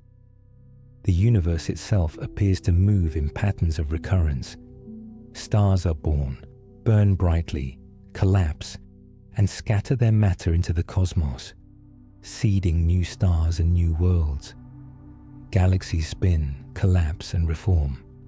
Even time, which we are taught to see as linear, is increasingly questioned by quantum mechanics, where past and future seem to dissolve into probability. What the mystics called reincarnation, science begins to glimpse as recurrence, the return of patterns, energy, and information in endless cycles. In thermodynamics, one of the fundamental laws states that energy cannot be created or destroyed. It only changes form. Every breath we take, every cell of our body, is formed of atoms forged in ancient stars. Carl Sagan reminded us that we are star stuff, living proof that death is not an end, but a transformation. Matter and energy pass through cycles. The body returns to Earth, but its elements continue. In this way, science affirms a truth long held in spiritual traditions. Nothing is lost. The soul, in mystical language, follows the same law. Some cosmologists have even suggested that the universe itself may be cyclical. Theories of the Big Bounce propose that after expansion, the cosmos may one day contract, collapse, and be born again in another Big Bang. This mirrors the ancient belief in cosmic ages and cycles, where creation and dissolution follow one another endlessly. Hindu cosmology describes this through the dance of Brahma, Vishnu, and Shiva. Creation, preservation, and destruction, repeated across vast spans of time. Science, without using the same sacred imagery, arrives at something strikingly similar: that existence is not a straight line from beginning to end, but an eternal cycle of return. In quantum theory, consciousness itself becomes a mystery. Experiments in quantum entanglement suggest that particles remain linked across space and time, responding instantly to each other. Some physicists speculate that consciousness, like energy, may not be confined to one body or one moment. Though mainstream science does not embrace reincarnation, studies like those of Ian Stevenson and Jim Tucker at the University of Virginia, documenting children who recall past lives, challenge the assumption that memory dies with the brain. Their research shows cases of children recounting names, places, and details verifiable from lives they could not have known. Science hesitates, but evidence accumulates. Even in biology, the cycle of eternal return is evident. Every cell in the human body is replaced over time. We are not static beings, but living cycles, constantly dying and regenerating. Identity persists, Yet the matter composing us is endlessly renewed. This mirrors the idea of the soul moving through bodies, carrying continuity while the form changes. The ancients may have spoken in myths of wheels, gates, and gods, but they were pointing to the same truth. Modern science is only beginning to rediscover. Nothing truly ends. Matter becomes energy. Energy becomes matter. Universes collapse and are reborn, and consciousness perhaps travels further than we dare imagine. The eternal return is not just a mystical doctrine, but a scientific possibility. To embrace this is to see that death is not finality, but transformation. That life is not isolated, but woven into cycles stretching across stars and ages. In this, science and spirit begin to converge, both whispering the same secret. Eternity is not later, it is now, turning endlessly through us. The ancients spoke of great cycles, not only for individuals, but for humanity itself. Just as the soul journeys through the gates of the zodiac, so too does civilization move through vast cosmic seasons, marked by the precession of the equinoxes. Each age lasts over 2,000 years, defined by the constellation rising at the spring equinox. We have passed through the age of Taurus, with its earthbound fertility cults, the age of Aries, with its warrior kings and fire altars, and the age of Pisces, with its focus on faith, sacrifice, and the symbol of the fish. Now, many mystics and astrologers agree, we are entering the age of Aquarius, and with it comes a shift in the very mission of the soul. Aquarius, the water bearer, pours out streams of wisdom for the collective. In ancient Mesopotamia, this figure was Enki, god of waters and knowledge, who poured out life to renew the earth. In Greek myth, it was Ganymede, lifted to Olympus to serve the gods, his vessel an endless outpouring of ambrosia. In astrology, Aquarius represents awakening, innovation, rebellion, and the vision of humanity as one body. To be born in this era is to be woven into a mission larger than the self, to help awaken collective consciousness, to challenge old systems, and to midwife a new humanity. The Piscean age, which has dominated for the last 2 millennia, was defined by faith and surrender, but also by hierarchy, dogma, and the power of institutions. Its shadow was control through belief, the insistence on one truth, one savior, one path. The Aquarian age dissolves those boundaries.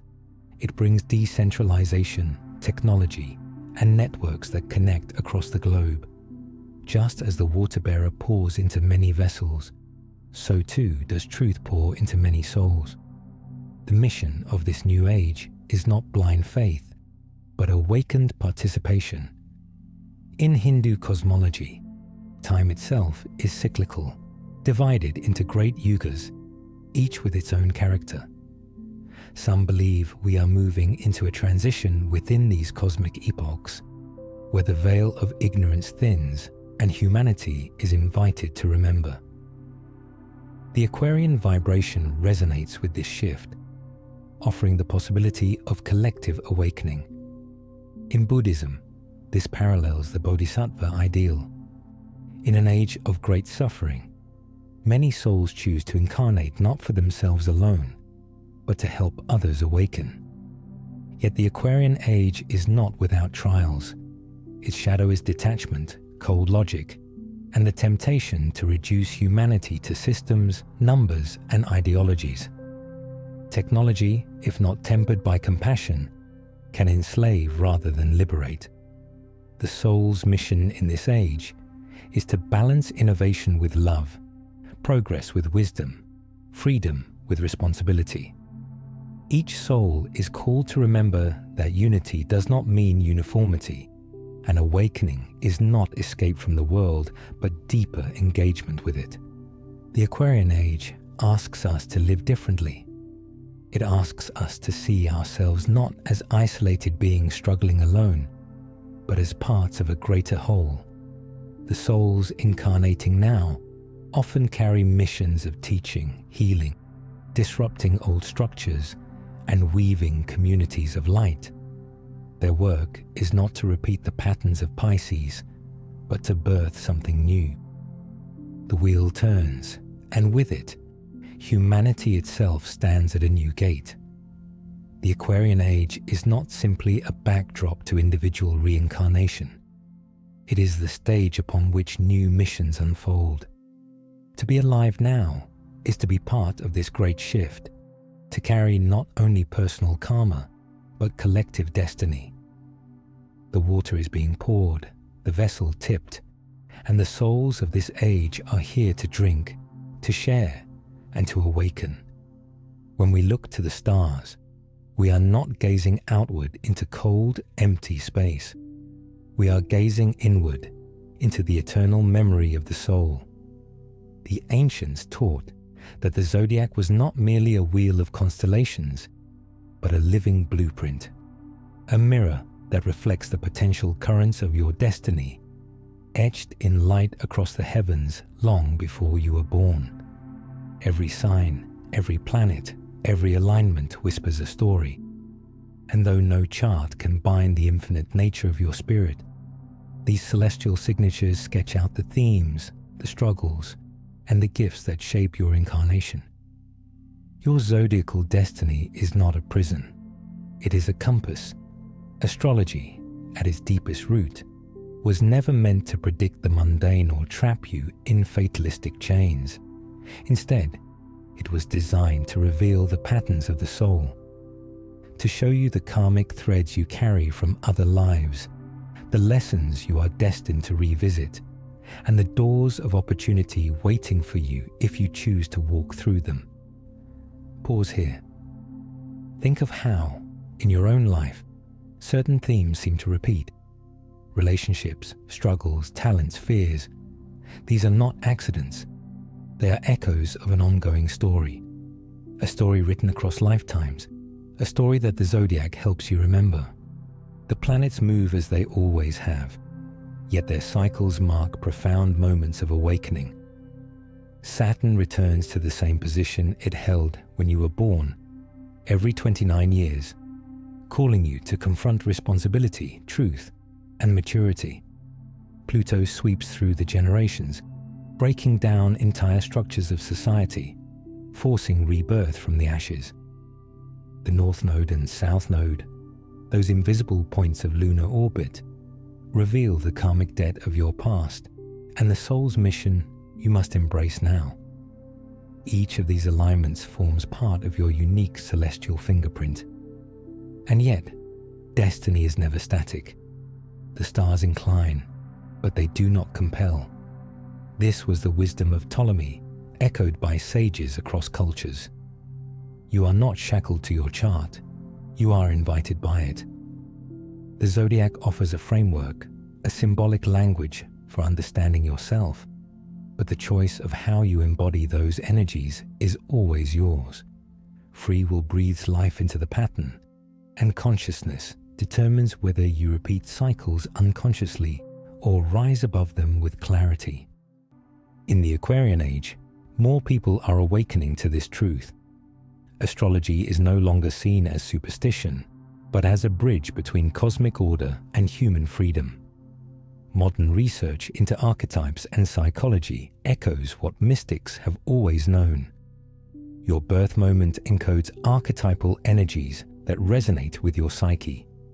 Jung himself, who studied astrology with reverence, once wrote that we are born at a moment which reflects our nature most perfectly, like a unique snapshot of the cosmos stamped into our soul. So when you read your chart, you are not just reading a horoscope. You are deciphering a sacred contract between your spirit and the stars. You are remembering why you came here, what lessons you cannot escape, and what luminous destiny still awaits if you dare to walk the path consciously. At the heart of every tradition, from the Hermetic to the Vedic, from the Mayan to the Gnostic, there has always been one truth whispered again and again. Time is not a straight line. It is a spiral. Each moment does not vanish into the past, nor does it rush blindly into the future. Instead, it curls back upon itself, rising higher with each revolution, inviting us to see what was once hidden from us when we walked the same path before. This spiral is eternal, and within it lives the memory you were always meant to awaken. Think of your own life for a moment, the patterns that repeat, the people who come and go, yet reappear in different guises, the challenges that look new but feel strangely familiar. Science might call them psychological cycles, while mystics name them karmic echoes. But beneath both explanations is a single truth. You are walking the spiral of remembrance. At each turn, you are offered a chance, not to live the same story again, but to rise above it, to see from a higher vantage point, to remember who you truly are. This spiral has been mapped in countless ways. The Ouroboros, the serpent eating its tail, symbolized eternal return. The Mayan calendar envisioned ages of creation and destruction that roll endlessly onward. In Hindu cosmology, the yugas spiral through epochs of light and darkness, only to rise again in rebirth. And in the heavens above us, the procession of the equinoxes carries our entire solar system in a vast cosmic dance, a spiral through the galaxy itself. Even the DNA in your cells, coiled in its double helix, mirrors this ancient truth. Life is encoded in spirals. Memory is carried in spirals. Awakening happens in spirals. When you feel a strange pull of déjà vu, when you sense you've stood in a place before, or spoken words that echo beyond this moment, it is not imagination. It is the spiral tugging on your soul, reminding you that you have walked this path in another age, another body, another form. The spiral does not force you. It invites you. It whispers, will you repeat the old way? Or will you rise higher this time? And here, in the Aquarian age, the spiral is turning faster. The pace of time feels accelerated because it is. The frequencies of Earth are shifting, the collective consciousness is rising, and souls everywhere are remembering at once. The spiral is no longer something you read about in myth. It is something you feel in your bones. It is why you are drawn to the mysteries now, why you feel compelled to seek answers to questions you once ignored. The spiral is alive within you, calling you home. You are not meant to forget forever. Forgetting was only part of the descent. The spiral ensures that every soul, no matter how lost, will eventually return to remembrance. And as you listen now, know this: you are not at the bottom. You are already rising. Each breath, each choice, each moment of awareness is another step upward. You are meant to remember because the spiral never forgets. And now, beloved traveler, if you've walked with us through this journey, you already know the call was never outside you. It was always within. But this path doesn't end here. There are more doors waiting to be opened, more hidden truths ready to be remembered. So let your soul take the next step. Watch our other videos, where each one carries another key, another vision, another remembrance of who you truly are. And if this message stirred something inside you, do not keep it silent. Share it. Comment what you felt. Add your voice to this sacred conversation.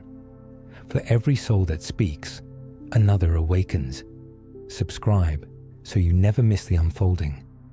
Like this video if the resonance touched your heart. And most of all, share it with those who are ready to remember. Because this isn't just content. This is a transmission. And transmissions spread only when carried from one soul to another. The veil is thinning, the spiral is calling, and you are meant to walk further. Welcome to the Hidden Voyage. Welcome home, Soul Whisper and Soul Creator. The Hidden Voyage,